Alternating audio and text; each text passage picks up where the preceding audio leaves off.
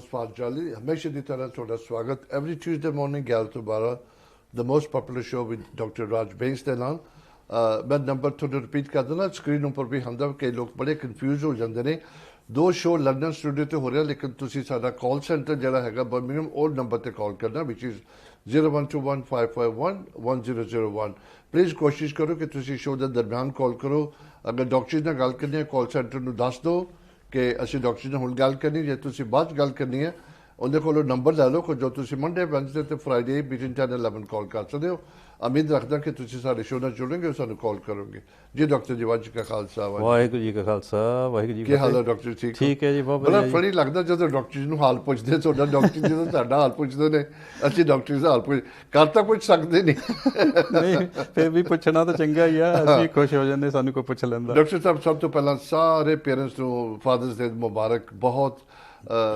ਅੱਛੀ ਗੱਲ ਡਾਕਟਰ ਸਾਹਿਬ ਜਦੋਂ ਫਾਦਰਸ ਡੇ ਕੋਈ ਪੁੱਛਦਾ ਨਹੀਂ ਖਾਸ ਮਾਂ ਦੀ ਸਾਰੀ ਗੱਲ ਹੁੰਦੀ ਹੈ ਇਦਾਂ ਹੀ ਆ ਜੀ ਦੇਖੋ ਮਾਂ ਨਾਲ ਜ਼ਿਆਦਾ ਪਿਆਰ ਹੁੰਦਾ ਬੱਚਿਆਂ ਦਾ ਮੈਂ ਤੁਹਾਨੂੰ ਦੱਸਾਂ ਮੇਰੇ ਦਿਮਾਗ 'ਚ ਗੱਲ ਆਈ ਹੁਣੇ ਬੈਠੇ ਬੈਠੇ ਫਾਦਰਸ ਡੇ ਦੀ ਮੈਂ ਵਿਸ਼ ਕਰਦਾ ਸਾਰਿਆਂ ਨੂੰ ਵੀ ਜਿੱਥੇ ਵੀ ਤੁਸੀਂ ਦੁਨੀਆ 'ਚ ਬੈਠੇ ਹੋ ਅਸੀਂ ਕਹਿੰਦੇ ਕਿ ਮਾਂ ਦੇ ਪੈਰਾਂ 'ਚ ਜੰਨਤ ਹੁੰਦੀ ਹੈ ਮੰਨਣ ਚਾਹੁੰਦਾ ਕਿ ਜੰਨਤ ਹੈ ਤੇ ਪਿਓ ਦਾ ਕੋਈ ਕੁਝ ਨਹੀਂ ਕਹਿੰਦਾ ਪਿਓ ਦੇ ਪੈਰਾਂ ਦੇ ਪਿੱਛੇ ਛਾਲੇ ਹੁੰਦੇ ਨੇ ਭਾਜੀ ਬੜੀ ਅਫਸੋਸ ਦੀ ਗੱਲ ਆ ਤੂੰ ਬੱਚੇ ਨਹੀਂ ਦੇਖ ਪਾਉਂਦੇ ਓਨੈਸਟਲੀ ਬਾਏ ਦਾ ਟਾਈਮ ਜਦੋਂ ਬੱਚੇ ਦੇਖਦੇ ਨੇ ਕਿ ਪਿਓ ਦੇ ਪੈਰਾਂ ਛਾਲੇ ਸੀ ਇਟਸ ਟੂ ਲੇਟ ਕੋਸ਼ਿਸ਼ ਕਰੋ ਮੌਕੇ ਤੇ ਸਮਝੋ ਚੀਜ਼ਾਂ ਨੂੰ ਸਾਰਿਆਂ ਨੂੰ ਵੱਡੀ ਜਦੋਂ ਡਾਕਟਰ ਸਾਹਿਬ ਜਦੋਂ ਤੁਸੀਂ ਕਹਿੰਦੇ ਹੋ ਕਿ ਮਾਂ ਦੇ ਪੈਰਾਂ ਜੰਨਤ ਹੈ ਦੁਨੀਆ ਨੂੰ ਸਮਝਦੀ ਕਿ ਜੰਨਤ ਕੀ ਹੈ ਉਹ ਕੋਈ ਚੀਜ਼ ਨਹੀਂ ਹੈਗੀ ਪਹਿਲੀ ਗੱਲ ਤੇ ਤੁਹਾਡੇ ਮਾਂ ਦਾ ਸ਼ਾਇਦ ਤੁਹਾਡੇ ਸਿਰ ਦੇ ਉੱਪਰ ਉਹ ਜੰਨਤ ਹੀ ਹੈ ਹਾਂਜੀ ਹਾਂਜੀ ਬਿਲਕੁਲ ਸਭ ਤੋਂ ਵੱਡੀ ਗੱਲ ਯਾ ਦੈਟਸ ਰਾਈਟ ਪਰ ਤੁਹਾਡੀ ਗੱਲ ਬਿਲਕੁਲ ਸਹੀ ਆ ਹਾਂਜੀ ਫਾਦਰ ਦਾ ਵੀ ਉਨਾ ਹੀ ਰੋਲ ਹੁੰਦਾ ਹੈ ਬੱਚੇ ਦੇ ਪਰ ਉਹ ਤਾਂ ਵਿਚਾਰੇ ਦੇ ਦਿਮਾਗ ਪੁੱਛਦੇ ਨਹੀਂ ਹੈਗੇ ਲੇਕਿਨ ਪਿਓ ਦੇ ਹੱਥਾਂ ਤੇ ਪੈਰਾਂ 'ਚ ਛਾਲੇ ਹੁੰਦੇ ਨੇ ਬੱਚੇ ਨਹੀਂ ਦੇਖ ਪਾਉਂਦੇ ਓਨੈਸਟਲੀ ਇਹ ਬੜੀ ਇੰਪੋਰਟੈਂਟ ਗੱਲ ਹੈਗੀ ਆ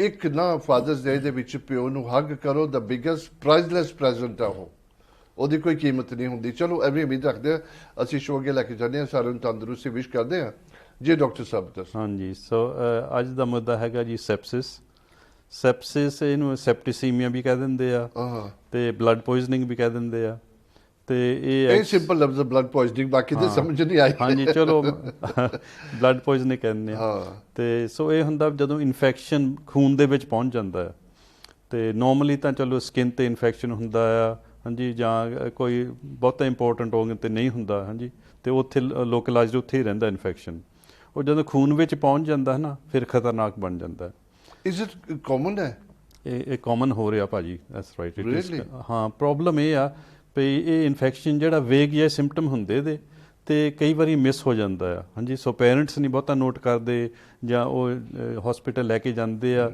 ਤੇ ਉੱਥੇ ਕਈ ਵਾਰੀ ਡਾਕਟਰ ਵੀ ਮਿਸ ਕਰ ਦਿੰਦੇ ਆ ਹਾਂਜੀ ਹੈਗਾ ਬਹੁਤ ਇੰਪੋਰਟੈਂਟ ਤੇ ਇਹਦੇ ਬਾਰੇ ਹੁਣ ਗਵਰਨਮੈਂਟ ਨੇ ਵੀ ਕਾਫੀ ਸਟ੍ਰੈਸ ਕੀਤੀ ਆ ਤੇ ਡਾਕਟਰਾਂ ਨੂੰ ਵੀ ਰਿਮਾਈਂਡਰ ਦਿੱਤਾ ਵੀ ਤੁਸੀਂ ਆਪਣੀ ਨੌਲੇਜ ਜਿਹੜੀ ਆ ਉਹ ਅਪਡੇਟ ਕਰੋ ਕਿਉਂਕਿ ਕਈ ਕੇਸ ਮਿਸ ਹੋ ਜਾਂਦੇ ਆ ਤੇ ਇਹਦਾ ਪ੍ਰੋਬਲਮ ਹੈਗਾ ਵੀ ਜਦੋਂ ਸੈਪਸਿਸ ਹੋ ਜਾਵੇ ਤੇ ਉਹ ਜਲਦੀ ਜਿਹੜਾ ਮਰੀਜ਼ ਆ ਉਹ ਖਤਮ ਹੋ ਸਕਦਾ ਹੈ ਰੀਅਲੀ ਹਾਂ so it's can be so serious ਹਾਂਜੀ ਪਰ ਡਾਕਟਰ ਸਾਹਿਬ ਜਿਹੜਾ ਫੂਡ ਪੋਇਜ਼ਨਿੰਗ ਤਾਂ ਆਮ ਸੁਣਦਾ ਕਿਉਂਕਿ ਗਲਤ ਫੂਡ ਖਾਣ ਨਾਲ ਹੋ ਸਕਦੀ ਹੈ ਇਹ ਮੈਂ ਬੜਾ ਘੱਟ ਸੁਣਿਆ ਇਹਦੇ ਬਾਰੇ ਹਾਂ ਨਹੀਂ ਇਹ ਵੀ ਹੁੰਦਾ ਹੈ ਬਲੱਡ ਪੋਇਜ਼ਨਿੰਗ ਤੇ ਇਹ ਮੋਸਟਲੀ ਬੈਕਟੀਰੀਆ ਕਰਕੇ ਹੁੰਦਾ ਹੈ ਹਾਂਜੀ ਬੈਕਟੀਰੀਅਲ ਹੁੰਦਾ ਹੈ ਮੋਸਟ ਕਾਮਨ ਜਿਹੜਾ ਤੇ ਬਾਕੀ ਵਾਇਰਲ ਜੇ ਫੰਗਲ ਉਹ ਵੀ ਹੋ ਸਕਦਾ ਹੈ ਹਾਂਜੀ ਉਹਦੇ ਨਾਲ ਵੀ ਪ੍ਰੋਬਲਮ ਆ ਸਕਦਾ ਤੇ ਪਰ ਇਦਾਂ ਜਦੋਂ ਮੈਂ ਕਹਿੰਦਾ ਹਾਂ ਨਾ ਵੀ ਜੇ ਹੋ ਜਾਵੇ ਤਾਂ ਇਹ ਬਹੁਤ ਖਤਰਨਾਕ ਸਿਚੁਏਸ਼ਨ ਆ ਹਾਂਜੀ ਤਾਂ ਉਹ ਜਲਦੀ ਮੌਤ ਆ ਸਕਦੀ ਪੇਸ਼ੈਂਟ ਨੂੰ ਤੇ ਇਸ ਕਰਕੇ ਬਹੁਤ ਹੀ ਇੰਪੋਰਟੈਂਟ ਆ ਤੇ ਇਹਦੇ ਬਾਰੇ ਥੋੜ੍ਹੀ ਜਿਹੀ ਆਪਾਂ ਜਾਣਕਾਰੀ ਅੱਜ ਦੇਣੀ ਚਾਹੁੰਦੇ ਹਾਂ ਪਰ ਡਾਕਟਰ ਸਾਹਿਬ ਨੈਚੁਰਲੀ ਜਦੋਂ ਤੁਹਾਡੇ ਖੂਨ ਦੇ ਵਿੱਚ ਹੋ ਗਿਆ ਉਹ ਤੇ ਸਾਰੇ ਪਾਰਟ 'ਚ ਜਾਣਾ ਹੈ ਲਿਵਰ ਲੰਗ ਵਿੱਚ ਬ੍ਰੇਨ ਵਿੱਚ ਹਰ ਜਗ੍ਹਾ ਤੇ ਜਾਂਦਾ ਹਾਂਜੀ ਇਹੀ ਖਤਰਨਾਕ ਚੀਜ਼ ਆ ਵੀ ਉਹ ਜੇ ਤੁਹਾਡੇ ਹਾਰਟ ਵਿੱਚ ਚਲ ਗਿਆ ਤਾਂ ਹਾਰਟ ਫੇਲ ਹੋ ਸਕਦਾ ਹੈ ਕਿਡਨੀ ਵਿੱਚ ਚਲ ਗਿਆ ਕਿਡਨੀ ਬੰਦ ਹੋ ਸਕਦੀ ਆ ਸੋ ਇਸੇ ਕਰਕੇ ਇਹ ਫੜਨੀ ਬਿਮਾਰੀ ਹੈ ਨਾ ਬਹੁਤ ਜਲਦੀ ਫੜਨੀ ਜ਼ਰੂਰੀ ਆ ਕੀ ਇਹਦੇ ਕੀ ਹੈਗੇ ਸਾਇੰਸ ਕੀ ਸਿੰਪਟਮਸ ਕੀ ਹੈ ਹਾਂਜੀ ਸੋ ਇਹਦੇ ਸਾਇੰਸ ਸਿੰਪਟਮਸ ਇਹ ਹੈਗੇ ਨੰਬਰ 1 ਤਾਂ ਟੈਂਪਰੇਚਰ ਥੋੜਾ ਜਿਹਾ ਅਪ ਹੋ ਜਾਊਗਾ ਜਾਂ ਥੋੜਾ ਜਿਹਾ ਡਾਊਨ ਵੀ ਹੋ ਸਕਦਾ ਹੈ ਰੀਅਲੀ ਹਾਂ ਸੋ ਨੋਰਮਲੀ ਅਬਾਊਟ 37 ਡਿਗਰੀਜ਼ ਹੁੰਦਾ ਜੇ 38 ਡਿਗਰੀਜ਼ ਤੇ ਪਹੁੰਚ ਗਿਆ ਜਾਂ 36 ਡਿਗਰੀਜ਼ ਤੇ ਆ ਗਿਆ ਤੇ ਇਹ ਇੱਕ ਨਿਸ਼ਾਨੀ ਹੈ ਇਹਦੀ ਹਾਂਜੀ ਤੋ ਅਨਯੂਜੂਅਲ ਹੁੰਦਾ ਵੀ ਲੋਕਾਂ ਦਾ ਟੈਂਪਰੇਚਰ ਡਾਊਨ ਜਾਣਾ ਨੋਰਮਲੀ ਅਪ ਹੁੰਦਾ ਹੈ ਜੇ ਇਨਫੈਕਸ਼ਨ ਹੋਵੇ ਪਰ ਜੇ ਤੁਸੀਂ ਚੈੱਕ ਕਰੋ ਤਾਂ ਇਨਫੈਕਸ਼ਨ ਲੋ ਹੋਵੇ ਹੈ ਨਾ ਇੱਕ ਇਹਦੀ ਖਾਸ ਨਿਸ਼ਾਨੀ ਆ ਵੀ ਇਹ ਬਲੱਡ ਪੋਇਜ਼ਨਿੰਗ ਹੋ ਸਕਦਾ ਹੈ ਸੋ ਇਹ ਤਾਂ ਹਰੇਕ ਨੂੰ ਅਵੇਅਰ ਹੋਣਾ ਚਾਹੀਦਾ ਇਹਦੇ ਬਾਰੇ। ਹਾਂਜੀ ਪਰ ਲੋ ਹੋਣ ਦਾ ਕੀ ਸਾਈਨ ਕਿੱਦਾਂ ਪਤਾ ਲੱਗਦਾ ਬੰਦੇ ਨੂੰ? ਹਾਂਜੀ, ਲੋ ਹੋਣ ਦਾ ਇਹੀ ਆ ਵੀ ਤੁਹਾਨੂੰ ਚੈੱਕ ਕਰਨਾ ਪੈਣਾ ਟੈਂਪਰੇਚਰ। ਚੈੱਕ ਹੀ ਕਰਨਾ ਹਾਂ ਪਏਗਾ। ਜੇ ਪਰ ਉਹਦਾ ਤੁਹਾਡੀ ਬਾਡੀ ਨੂੰ ਕੁਝ ਪਤਾ ਲੱਗਦਾ ਨਹੀਂ? ਉਹ ਦੇਖੋ ਕੋਈ ਕਹਿੰਦਾ ਮੈਂ ਅੱਜ ਠੀਕ ਨਹੀਂਗਾ ਫੀਲ ਕਰਦਾ ਹਨਾ, ਤੇ ਉਹਦਾ ਟੈਂਪਰੇਚਰ ਚੈੱਕ ਕਰਨਾ ਚਾਹੀਦਾ ਰਾਈਟ। ਜੇ ਨਹੀਂ ਠੀਕ ਕਰਦਾ ਵੀ ਇਹਦਾ ਹਾਈ ਟੈਂਪਰੇਚਰ, ਜੇ ਲੋ ਮਿਲੇ ਉਹ ਤੁਹਾਨੂੰ ਇੱਕ ਨਿਸ਼ਾਨੀ ਆ ਵੀ ਇਹ ਕੁਝ ਹੋਰ ਹੋ ਸਕਦਾ ਹੈ ਨਾ, ਅਨਯੂਜੂਅਲ ਜਿਹੀ ਚੀਜ਼ ਹੋ ਸਕਦੀ ਆ। ਕਿਉਂਕਿ ਨੋਰਮਲੀ ਤੁਹਾਨੂੰ ਬੁਖਾਰ ਚੜ੍ਹਦਾ, ਤੁਸੀਂ ਫੀਲ ਨਹੀਂ ਕਰਦੇ ਠੀਕ, ਤੇ ਉਹ ਥੋੜ੍ਹਾ ਜਿਹਾ ਅਪ ਹੁੰਦਾ ਟੈਂਪਰੇਚਰ, ਪਰ ਇਸ ਬਿਮਾਰੀ ਵਿੱਚ ਅਪ ਵੀ ਹੋ ਸਕਦਾ ਪਰ ਲੋ ਵੀ ਹੋ ਸਕਦਾ। ਹਾਂਜੀ, ਸੋ ਵੈਰੀ ਇੰਪੋਰਟੈਂਟ ਆ ਇਹ ਸਾਈਨ। ਤੇ ਨੰਬਰ 2 ਹੈਗਾ ਆ ਇਹ ਸਾਹ ਜਿਹੜਾ ਹੈ ਨਾ, ਸਾਹ ਚੜ੍ਹਨ ਲੱਗ ਪੈਂਦਾ ਬੰਦੇ ਨੂੰ। ਅੱਛਾ। ਹਾਂਜੀ, ਤੇ ਜਿਹੜਾ ਸਾਹ ਦਾ ਰੇਟ ਆ ਵੀ ਕਿੰਨੀ ਵਾਰੀ 1 ਮਿੰਟ ਵਿੱਚ ਸਾਹ ਲੈਣਾ ਹੈ ਨਾ, ਉਹ ਨੋਟ ਕਰਨਾ ਚਾਹੀਦਾ ਹੈ। ਤੇ ਨਾਰਮਲ ਜਿਹਾ ਹੁੰਦਾ ਜਿਹੜਾ ਉਹ ਬਿਟਵੀਨ 12 ਐਂਡ 20, ਹਾਂਜੀ 12 ਤੋਂ ਲੱਗ ਕੇ 20 ਵਾਰੀ 1 ਮਿੰਟ ਵਿੱਚ ਤੁਸੀਂ ਸਾਹ ਲੈਂਦੇ ਆ, ਇਹ ਨਾਰਮਲ ਗਿਣਿਆ ਜਾਂਦਾ ਐਵਰੇਜ। ਹਾਂਜੀ, ਸੋ ਜੇ ਉਹ 25 ਤੇ ਪਹੁੰਚ ਜਾਂਦਾ ਜਾਂ ਜ਼ਿਆਦਾ ਪਹੁੰਚ ਜਾਂਦਾ, ਤੁਸੀਂ ਬੰਦੇ ਨੂੰ ਦੇਖ ਕੇ ਗਿਣ ਸਕਦੇ ਵੀ ਕਿੰਨੀ ਵਾਰੀ ਸਾਹ ਲੈਂਦਾ ਹੈ ਨਾ। ਤੇ ਉਹ ਫਿਰ ਇੱਕ ਇਹ ਵੀ ਨਿਸ਼ਾਨੀ ਹੈਗੀ ਆ ਵੀ ਇਹ ਬਲੱਡ ਪੋਇਜ਼ਨਿੰਗ ਹੋ ਸਕਦੀ ਆ। ਹੋਰ ਵੀ ਕੋਜ਼ ਹੋ ਸਕਦੇ ਆ, ਇਹ ਨਹੀਂ ਹੈਗਾ ਵੀ ਸਿਰਫ ਇਹੀ, ਪਰ ਇਹਦੀ ਸੈਪਟੀਸੀਮੀਆ ਦੀ ਇੱਕ ਨਿਸ਼ਾਨੀ ਇਹ ਹੁੰਦੀ ਆ ਵੀ ਉਹ ਜਿਹੜਾ ਬਰੀਥਿੰਗ ਰੇਟ ਆ ਉਹ ਵੱਧ ਜਾਂਦਾ ਹੈ। ਹਾਂਜੀ, ਯਾ ਸੋ ਵੈਰੀ ਇੰਪੋਰਟੈਂਟ। ਤੇ ਇਹਦੀ ਤੀਸਰੀ ਨਿਸ਼ਾਨੀ ਹੈਗੀ ਹਾਰਟ ਰੇਟ। ਹਾਂਜੀ, ਸੋ ਜੇ ਤੁਸੀਂ ਜੇ ਤੁਹਾਡੇ ਕੋਲ ਮਸ਼ੀਨ ਹੈਗੀ ਤੁਸੀਂ ਉਹਦੇ ਨਾਲ ਚੈੱਕ ਕਰ ਸਕਦੇ ਆ, ਨਹੀਂ ਤਾਂ ਤੁਸੀਂ ਇੱਥੋਂ ਨਬਜ਼ ਫੜ ਕੇ 1 ਮਿੰਟ ਵਿੱਚ ਗਿਣ ਸਕਦੇ ਕਿੰਨੀ ਵਾਰੀ ਦਿਲ ਬੀਟ ਕਰਦਾ, ਹਾਂਜੀ ਪੰਪ ਕਰਦਾ।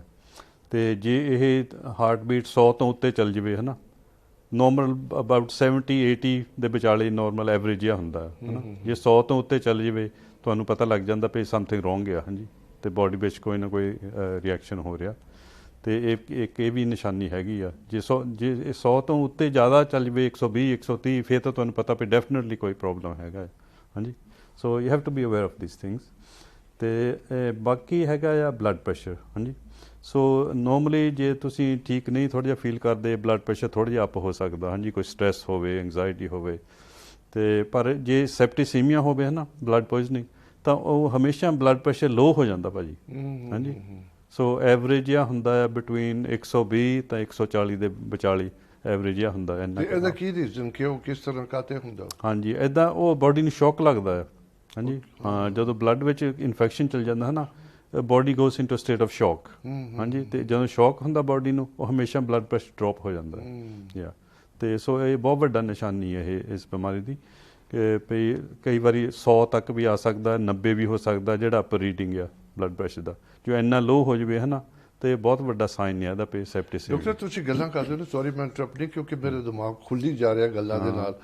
ਤੁਸੀਂ ਦੱਸ ਦਿਓ ਕਿ ਕਿੱਦਾਂ ਤੁਸੀਂ ਸਾਹ ਲੈਂਦੇ ਹੋ, ਕਿੱਦਾਂ ਤੁਹਾਡਾ ਹਾਰਟ ਬੀਟ ਹੁੰਦੀ ਹੈ। ਤੁਸੀਂ ਕਿਤੇ ਬੈਠਦੇ ਹੋ, ਚਲੋ ਛੋਲੀ ਦੇ ਕੇ ਮੈਂ ਸ਼ਾਂਤ ਨਾਲ ਬੈਠਾ, ਮੈਂ ਕੁਝ ਨਹੀਂ ਕੀਤਾ, ਬੜਾ ਆਰਾਮ ਕੀਤਾ, ਲੇਕਿਨ ਅੰਦਰ ਜੋ ਕੰਮ ਹੁੰਦਾ ਪਿਆ ਉਹ ਬੰਦਾ ਸੋਚਦਾ ਨਹੀਂ ਹੈ।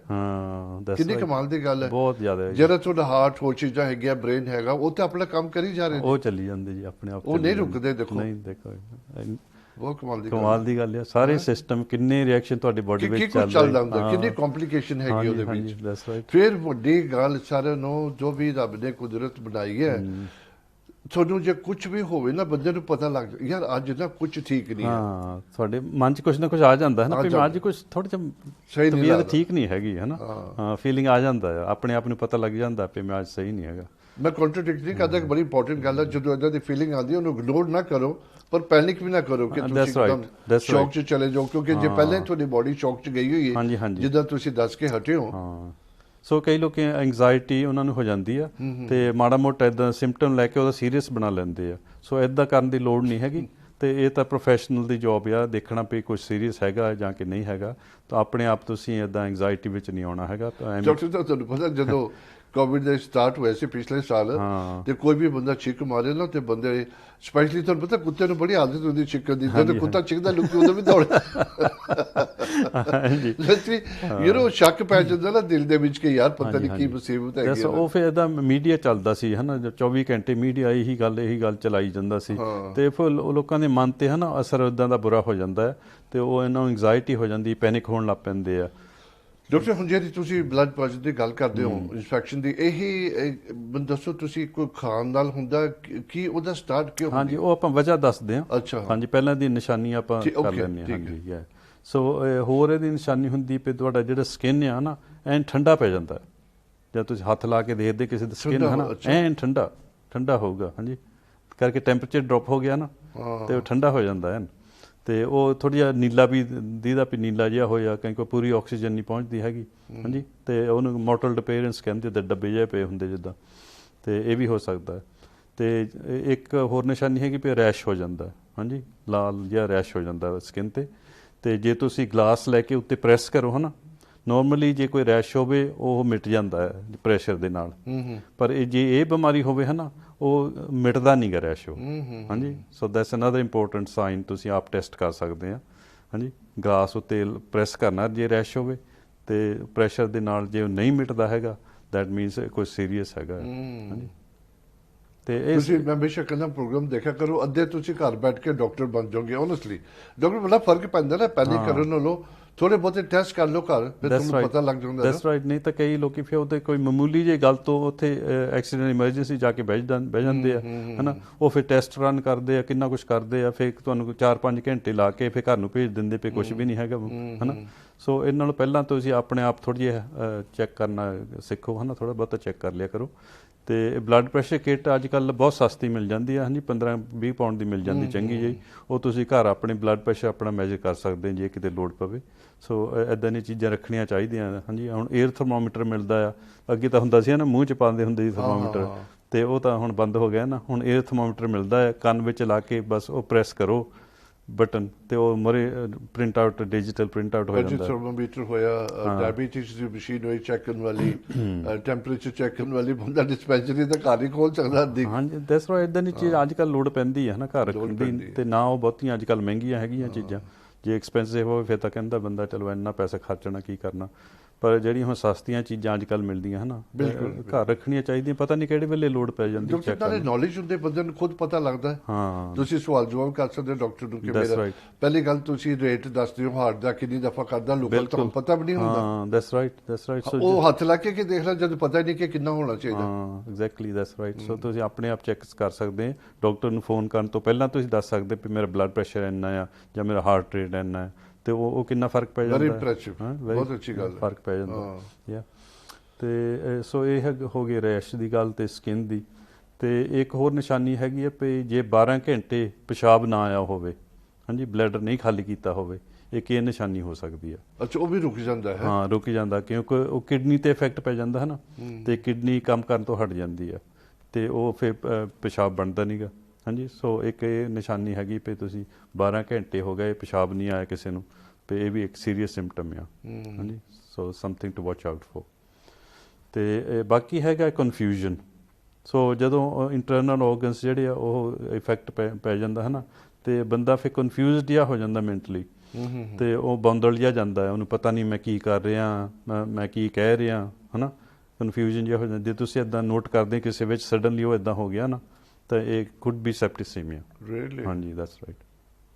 ਸੋ ਇੱਦਾਂ ਦੇ ਸਿੰਪਟਮ ਜਿਹੜੇ ਆ, ਇਹ ਸੈਪਟਿਸੀਮੀਆ ਬਹੁਤ ਜਲਦੀ ਹੁੰਦਾ, ਜਾਣੀ ਕਿ ਹੈ ਨਾ। ਇਟਸ ਨਾਟ ਸਮਥਿੰਗ ਪੇ ਹੌਲੀ ਕਿਸੇ ਦੀ ਮੈਮਰੀ ਖਰਾਬ ਹੋ ਰਹੀ ਆ, ਦੈਟਸ ਨਾਟ ਦ ਕੇਸ। ਹਾਂਜੀ, ਇਹ ਸਡਨਲੀ ਹੁੰਦਾ ਆ। ਸੋ ਇਹ ਸਾਰੇ ਸਿੰਪਟਮ ਜਿਹੜੇ ਇੱਕਦਮ ਹੀ ਸਡਨਲੀ ਆਉਂਦੇ ਆ, ਜਿੰਨੇ ਵੀ ਆਪਾਂ ਦੱਸੇ। ਡਾਕਟਰ, ਜਿਹੜੀ ਮੈਮਰੀ ਦਾ ਫਰਕ ਪੈਂਦਾ, ਕਦੀ ਸ਼ੌਕ ਲੱਗਣ ਨਾਲ ਵੀ ਹੋ ਸਕਦਾ? ਹੋ ਸਕਦਾ ਜੀ, ਹੋ ਸਕਦਾ। ਕਿਉਂਕਿ ਮੈਂ ਕਿਸੇ ਨੂੰ ਪਤਾ ਲੱਗਿਆ ਸੀ ਤੇ ਲੋਕੀ ਤਰ੍ਹਾਂ ਦੀ ਗੱਲਾਂ ਕਰਨ ਲੱਗ ਜਾਂਦੇ। ਐਸੇ ਕਰਕੇ ਮੈਂ ਕਹਿੰਦਾ ਤੁਸੀਂ ਪ੍ਰੋਗਰਾਮ ਦੇਖੋ, ਜਦੋਂ ਕਿਸੇ ਨੂੰ ਐਵੇਂ ਮਜ਼ਾਕ ਉਠਾਉਣਾ ਜਾਂ ਕੁਝ ਕਰਨਾ, ਉਹਦੇ ਤੇ ਸਿਬਤ ਤੁਸੀਂ ਕਰ ਸਕਦੇ ਹੋ ਕਿ ਕਿਉਂ ਉਹਨੂੰ ਹੋਇਆ ਹੋਵੇਗਾ, ਕਾਹਤੇ ਹੋਇਆ ਹੋਵੇਗਾ। ਦਿਮਾਗ ਤੇ ਜ਼ਰੂਰ ਅਸਰ ਹੁੰਦਾ ਸ਼ੌਕ ਦਾ। ਹਾਂਜੀ, ਤੇ ਇਦਾਂ ਦੇ ਕੇਸ ਦੇਖੇ ਆ ਵੀ ਕੋਈ ਲੇਡੀ ਨੇ ਵਿਆਹ ਕਰਾਇਆ ਸੀ ਤੇ ਇੰਡੀਆ ਤੋਂ ਮੁੰਡਾ ਆਇਆ ਸੀ, ਤੇ ਉਹ ਲੇਡੀ ਨੇ ਬੜੀ ਕੋਸ਼ਿਸ਼ ਕੀਤੀ ਵੀ ਉਹਨੂੰ ਮੁੰਡੇ ਨੂੰ ਮੈਂ ਖੁਸ਼ ਰੱਖਾਂ ਹੈ ਨਾ, ਤੇ ਉਹਨੂੰ ਸਭ ਕੁਛ, ਉਹਨੂੰ ਫੈਸਿਲਿਟੀ ਸਾਰੇ ਦਿੱਤੇ, ਤੇ ਉਹ ਕੁਛ ਮਹੀਨੇ ਰਿਹਾ, ਤੇ ਮੁੰਡਾ ਕਹਿੰਦਾ ਮੈਂ ਨਹੀਂ ਇੱਥੇ ਰਹਿਣਾ ਹੈਗਾ। ਤੇ ਹਾਲੇ ਉਹ ਕੁੜੀ ਨੇ ਇੰਨਾ ਪਿਆਰ ਦਿੱਤਾ ਉਹਨੂੰ ਹੈ ਨਾ, ਸਭ ਕੁਛ ਉਹਦੇ ਲਈ ਕੀਤਾ, ਤਾਂ ਉਹ ਮੁੰਡੇ ਨੇ ਜਾਣੀ ਕਿ ਉਹਦੇ ਮੂੰਹ ਤੇ ਮਾਰਿਆ ਸਭ ਕੁਝ, ਇੰਡੀਆ ਨੂੰ ਫੇਰ ਭੱਜ ਗਿਆ। ਉਹ ਕੁੜੀ ਨੂੰ ਇੰਨਾ ਸ਼ੌਕ ਲੱਗਾ ਹੈ ਨਾ, ਉਹਦਾ ਦਿਲ ਟੁੱਟ ਗਿਆ ਵਿਚਾਰੀ ਦਾ, ਤੇ ਉਹ ਮੈਂਟਲੀ ਇਫੈਕਟ ਹੋ ਗਿਆ ਉੱਤੇ। ਸੋ ਇੱਦਾਂ ਦੇ ਸ਼ੌਕ ਲੱਗਦੇ ਲੋਕਾਂ ਨੂੰ, ਤੇ ਉੱਥੋਂ ਬਿਮਾਰੀਆਂ ਸ਼ੁਰੂ ਹੁੰਦੀਆਂ, ਤੇ ਨਾ ਰੱਬ ਕਰੇ ਕਿਸੇ ਨਾਲ ਇੱਦਾਂ। ਤੇ ਸੋ ਇਹ ਹੈਗਾ ਜੀ ਇੱਦਾਂ ਦੇ ਸਿੰਪਟਮ। ਤੇ ਬਾਕੀ ਵੀ ਇਹ ਕਿਹਨੂੰ ਹੋ ਸਕਦੇ ਆ, ਤੇ ਹੋ ਸਕਦੇ ਕਿਸੇ ਨੂੰ ਵੀ, ਪਰ ਖਾਸ ਕੋਈ ਕੈਟੇਗਰੀਜ਼ ਹੈਗੇ ਜਿੱਥੇ ਜ਼ਿਆਦਾ ਰਿਸਕ ਹੁੰਦੀ ਆ। ਤੇ ਨੰਬਰ 1 ਤਾਂ ਹੈਗਾ ਆ ਇਹ ਛੋਟੇ ਬੱਚੇ ਜਿਹੜੇ ਬੇਬੀਜ਼ ਹੁੰਦੇ ਆ, ਹਾਂਜੀ, 2 ਸਾਲ ਤੋਂ ਥੱਲੇ, ਕਿਉਂਕਿ ਜਿਹੜਾ ਬੇਬੀ ਆ ਉਹਦਾ ਹਲੇ ਇਮਿਊਨ ਸਿਸਟਮ ਪੂਰਾ ਡਿਵੈਲਪ ਨਹੀਂ ਹੋਇਆ, ਹਾਂਜੀ, ਤੇ ਉਹਨੂੰ ਐਂਟੀਬਾਡੀਜ਼ ਜਿਹੜੇ ਇਨਫੈਕਸ਼ਨ ਨਾਲ ਫਾਈਟ ਕਰਦੇ ਆ ਨਾ, ਐਂਟੀਬਾਡੀਜ਼ ਉਹਨੂੰ ਆਪਣੀ ਮਾਂ ਦੇ ਦੁੱਧ ਤੋਂ ਮਿਲਦੇ ਆ, ਹਾਂਜੀ। ਸੋ ਇਹ ਵੀ ਦੇਖੋ ਇੱਕ ਰੱਬ ਨੇ ਕਮਾਲ ਦੀ ਚੀਜ਼ ਬਣਾਈ ਹੋਆ, ਹਾਂਜੀ। ਫਿਰ ਜਿਹੜੀ ਮਦਰਸ ਦੇ ਐਂਟੀਬਾਡੀਜ਼ ਹੈ ਨਾ ਇਨਫੈਕਸ਼ਨ ਫਾਈਟ ਕਰਨ ਲਈ, ਉਹ ਬ੍ਰੈਸਟ ਮਿਲਕ 'ਤੇ ਜਾ ਕੇ ਬੱਚੇ ਨੂੰ ਮਿਲਦੇ ਆ, ਹਾਂਜੀ।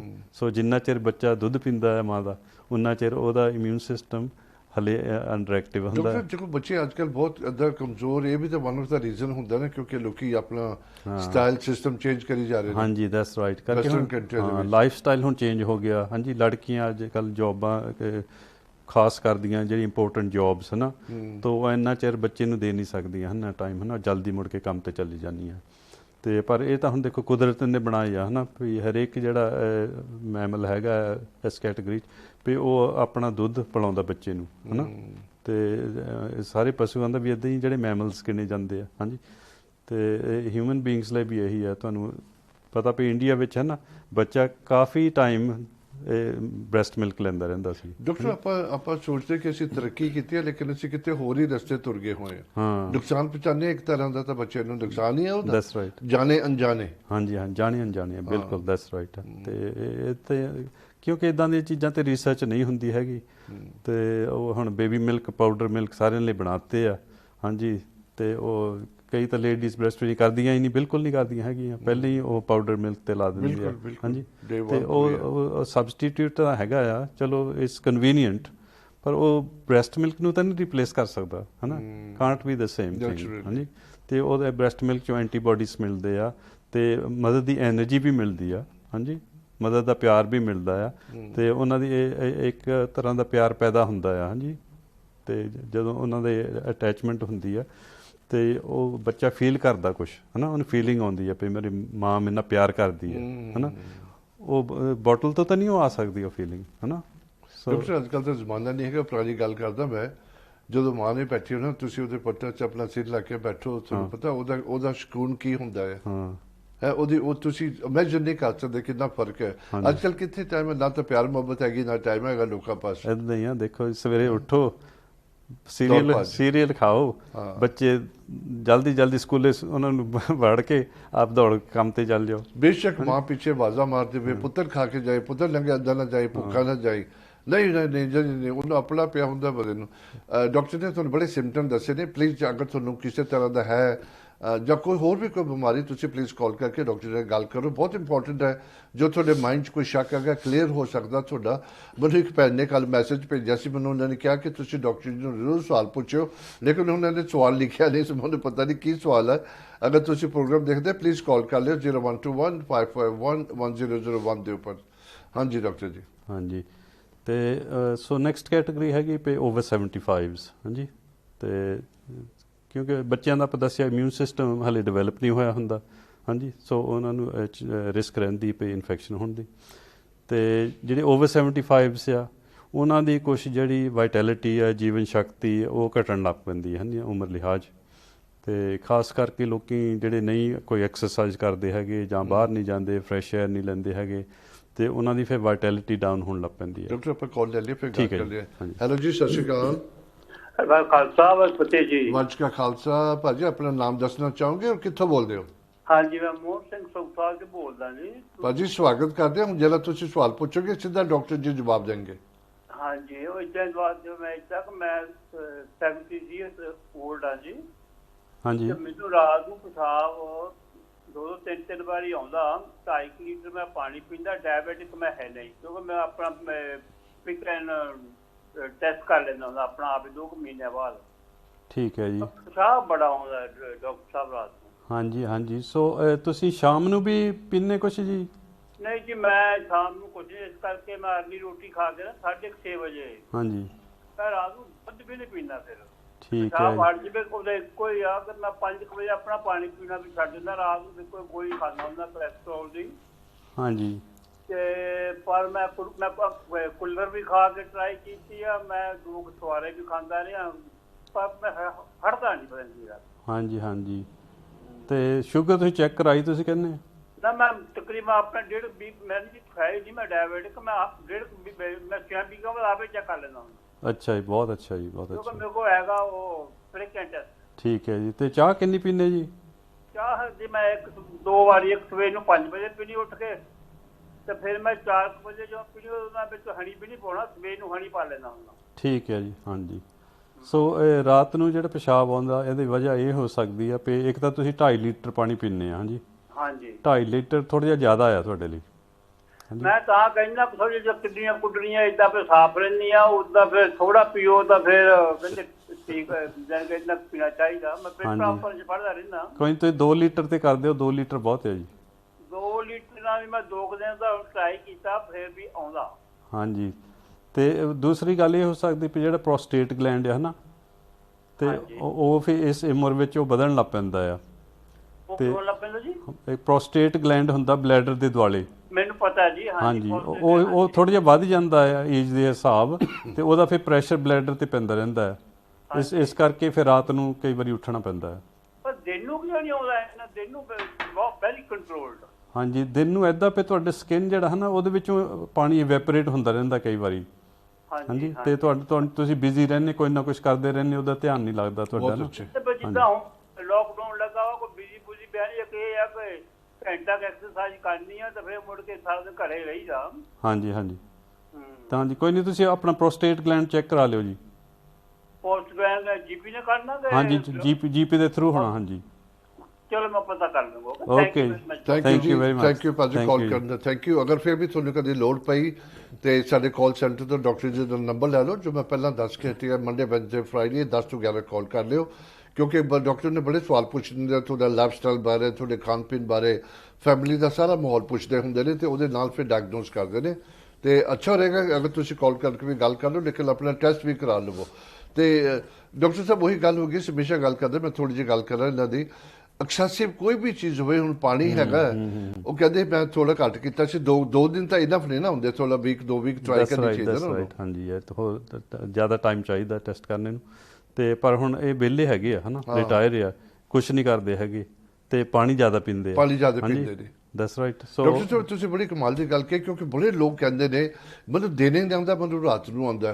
ਹੁਣ ਬੰਦਾ ਸੋਚਦਾ ਨਹੀਂ ਹੈ। ਤੁਸੀਂ ਬੜੀ ਅੱਛੀ ਗੱਲ ਕਹੀ ਹੈ ਕਿ ਦਿਨੇ ਤੁਸੀਂ ਤੁਰਦੇ ਫਿਰਦੇ ਹੋ, ਵੈਪੋਰੇਟ ਹੁੰਦਾ, ਪਸੀਨਾ ਨਿਕਲਦਾ, ਉਹ ਹੋਰ ਰਸਤੇ ਨਿਕਲ ਜਾਂਦਾ। ਹਾਂ, ਹੋਰ ਰਸਤੇ ਨਿਕਲ ਜਾਂਦਾ। ਤੁਹਾਨੂੰ ਤੁਸੀਂ ਰੀਅਲਾਈਜ਼ ਨਹੀਂ ਕਰਦੇ ਵੀ ਕਿੰਨਾ ਪਾਣੀ ਤੁਹਾਡੇ ਸਕਿਨ ਤੋਂ ਇਵੈਪੋਰੇਟ ਹੋ ਰਿਹਾ। ਬੰਦਾ ਨਹੀਂ ਨਾ ਸੋਚਦਾ ਉਹਦਾ, ਬੰਦਾ ਇਹ ਸੋਚਦਾ ਕਿ ਦਿਨੇ ਤਾਂ ਆਉਂਦਾ ਨਹੀਂ, ਰਾਤ ਨੂੰ ਕਿਉਂ ਆਉਂਦਾ। ਇਹ ਮੈਂ ਵੀ ਸੋਚਦਾ ਹੁੰਦਾ ਬੜੀ ਗੱਲਾਂ, ਇਹ ਆਮ ਕਾਮਨ ਚੀਜ਼ ਹੈ। ਜਦੋਂ ਸਾਹ ਲੈਂਦੇ ਆ, ਸਾਹ ਨਾਲ ਵੀ ਤੁਹਾਡੇ ਪਾਣੀ ਨਿਕਲਦਾ ਆ ਨੈਚੁਰਲੀ। ਮੋਇਸਚਰ ਹੁੰਦਾ ਹੈ ਲੰਗਸ ਵਿੱਚ, ਤੇ ਉਹ ਸਾਹ ਨਾਲ ਵੀ ਤੁਹਾਡੇ ਨਿਕਲ ਹੀ ਜਾਂਦਾ ਨਾਲ। ਹਾਂਜੀ ਡਾਕਟਰ ਜੀ।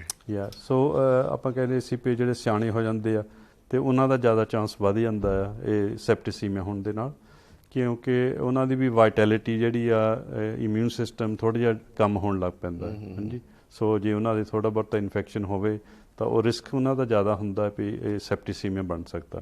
ਹਾਂਜੀ, ਸੋ ਇਹ ਮੈਂ ਐਡਵਾਈਸ ਕਰੂੰਗਾ ਵੀ ਆਪਣੇ ਵੀਰਾਂ ਜਿਹੜੇ ਹੈਗੇ ਆ 75 ਤੋਂ ਉੱਤੇ, ਵੀ ਉਹ ਥੋੜ੍ਹਾ ਜਿਹਾ ਐਕਟਿਵ ਰਹਿਣ।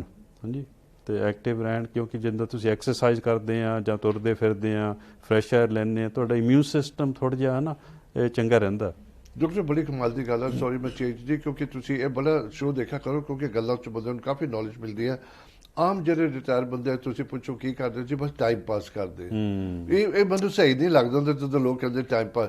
ਅਗਰ ਜੇ ਤੁਸੀਂ 10 15 20 ਸਾਲ ਆਪਣੇ ਲੰਬੀ ਉਮਰ ਤੋਂ ਤੁਸੀਂ 20 ਸਾਲ ਨੂੰ ਟਾਈਮ ਪਾਸ ਕਰੀ ਜਾਓਗੇ। ਹਾਂ, ਦੈਟਸ ਰਾਈਟ। ਕੋਈ ਨਾ ਕੁਝ ਕਰੋ ਨਾ, ਕੋਈ ਐਕਟਿਵ। ਜੇ ਆਪਾਂ ਦੇਖੀਏ ਵੀ ਸਾਰੀ ਉਮਰ ਬੰਦਾ ਕੰਮ ਕਰਦਾ ਰਹਿੰਦਾ। ਹਾਂਜੀ, ਜਦੋਂ ਰਿਟਾਇਰ ਹੋ ਜਾਂਦਾ ਉਹਨੂੰ ਖੁੱਲਾ ਟਾਈਮ ਹੁੰਦਾ ਹੈ, ਉਸ ਸਮੇਂ ਕਿ ਉਹਨੂੰ ਇੰਜੋਇਮੈਂਟ ਕਰਨੀ ਚਾਹੀਦੀ ਹੈ। ਬਿਲਕੁਲ। ਹਾਂਜੀ, ਉਹਨੂੰ ਕਰਨਾ ਚਾਹੀਦਾ ਕੁਝ ਜੋ ਕੁਛ ਉਹਨੂੰ ਮਜ਼ਾ ਆਵੇ ਕੰਮ ਕਰਨ ਦਾ। ਹਾਂਜੀ, ਠੀਕ ਹੈ, ਉਹ ਰੱਬ ਦੇ ਪਾਸੇ ਲੱਗਣਾ ਉਹ ਵੀ ਇੱਕ ਤਰ੍ਹਾਂ ਦਾ ਇੰਜੋਇਮੈਂਟ ਆ। ਗੁਰਦੁਆਰੇ ਰੋਜ਼ ਜਾਓ, ਮੱਥਾ ਟੇਕਿਆਓ। ਹਾਂਜੀ, ਪਰ ਜ਼ਰੂਰ ਨਾਲ ਉੱਥੇ ਐਕਸਰਸਾਈਜ਼ ਕਰੋ, ਤੁਰੋ ਫਿਰੋ। ਹਾਂਜੀ, ਫਰੈਸ਼ ਏਅਰ ਲਓ। ਡਾਕਟਰ ਸਾਹਿਬ ਸਬਜੈਕਟ ਚੇਂਜ ਨਹੀਂ, ਲੇਕਿਨ ਇਹ ਵੀ ਇੰਟਰਸਟਿੰਗ ਗੱਲ ਹੋਏਗੀ। ਲੋਕੀ ਨਾ ਆਪਣਾ ਲਾਈਫ ਸਟਾਈਲ ਟੋਟਲੀ ਚੇਂਜ ਕਰ ਲੈਂਦੇ ਆਫਟਰ ਰਿਟਾਇਰਮੈਂਟ। ਪਹਿਲੀ ਗੱਲ ਤੇ ਉਹ 10 ਸਾਢੇ 10 ਤੋਂ ਪਹਿਲਾਂ ਨਹੀਂ ਉੱਠਦੇ। ਹਾਂਜੀ ਹੈ। ਹਾਂਜੀ, ਸੋ ਉਹ ਜਿਹੜਾ ਟਾਈਮ ਉੱਠਣ ਦਾ ਹੈਗਾ ਤੁਸੀਂ ਉਹਨੂੰ ਉਹ ਸੌ ਕੇ ਕੱਢ ਦਿੱਤਾ, ਤੁਹਾਡੀ ਮੀਲ ਮਿਸ ਹੋ ਗਈ ਹੈ ਇੱਕ। ਫਿਰ ਤੁਸੀਂ ਇੱਕ ਸੈਂਟਰ 'ਚ ਤੁਸੀਂ ਖਾਂਦੇ ਹੋ ਨਾ ਲੰਚ ਹੋ ਗਈ ਨਾ ਬ੍ਰੇਕਫਾਸਟ ਹੋ ਗਈ, ਉਹ ਸਿਸਟਮ ਤੁਸੀਂ ਕੋਸ਼ਿਸ਼ ਕਰਦੇ ਹੋ ਨਵਾਂ ਅਡਾਪਟ ਕਰਨ ਨੂੰ ਜੋ ਕਿ ਤੁਹਾਡੀ 60-70 ਸਾਲ ਬੋਡੀ ਨੂੰ ਯੂਜ਼ ਨਹੀਂ ਸੀਗੀ। ਹਾਂਜੀ ਦੈਟਸ ਰਾਈਟ। ਜਾਂ ਅਰਲੀ ਉੱਠਣਾ ਜ਼ਰੂਰੀ ਆ ਭਾਜੀ, ਬਿਲਕੁਲ, ਕਿਉਂਕਿ ਤੁਹਾਡੀ ਸਰੀਰ ਤੁਹਾਡਾ ਐਕਟਿਵ ਰਹਿੰਦਾ ਆ। ਜੇ ਤੁਸੀਂ ਲੇਟ ਉੱਠਣ ਲੱਗ ਪਏ ਬੋਡੀ ਸੁਸਤ ਜੇ ਪੈ ਜਾਂਦੀ, ਉਹ ਗੱਲ ਨਹੀਂ ਬਣਦੀ। ਤੇ ਬੰਦਾ ਕਹਿੰਦਾ ਮੈਂ ਉੱਠ ਕੇ ਮੈਂ ਕਰਾਂਗਾ ਕੀ, ਇਹ ਤਾਂ ਮੈਂ ਦੱਸ ਨਹੀਂ ਸਕਦਾ ਕਿ ਕੀ ਕਰੋਗੇ ਤੁਸੀਂ। ਆਪਣੀ ਚੋਇਸ ਹੈ ਭਾਜੀ। There are lot of things you can do. ਗੁਰੂ ਘਰ 'ਚ ਸੇਵਾ ਕਰੋ, ਕੋਈ ਚੈਰਿਟੀ ਨੂੰ ਕਰੋ, you know there are lot of things ਤੁਸੀਂ ਮਦਦ ਕਰ ਸਕਦੇ ਹੋ। ਬੀ ਕਾਈਂਡ ਟੂ ਪੀਪਲ, ਕਿਸੇ ਨਾ ਕਿਸੇ ਤਰੀਕੇ ਦੀ ਮਦਦ ਕਰੋ। ਹਾਂਜੀ ਦੈਟਸ ਰਾਈਟ। ਤੁਸੀਂ ਸੈਟੀਸਫੈਕਸ਼ਨ ਮਿਲਦੀ ਹੈ ਉਹਦੇ ਨਾਲ, ਸੈਟੀਸਫੈਕਸ਼ਨ ਮਿਲੇਗੀ। ਬਿਲਕੁਲ ਹਾਂਜੀ ਦੈਟਸ ਰਾਈਟ।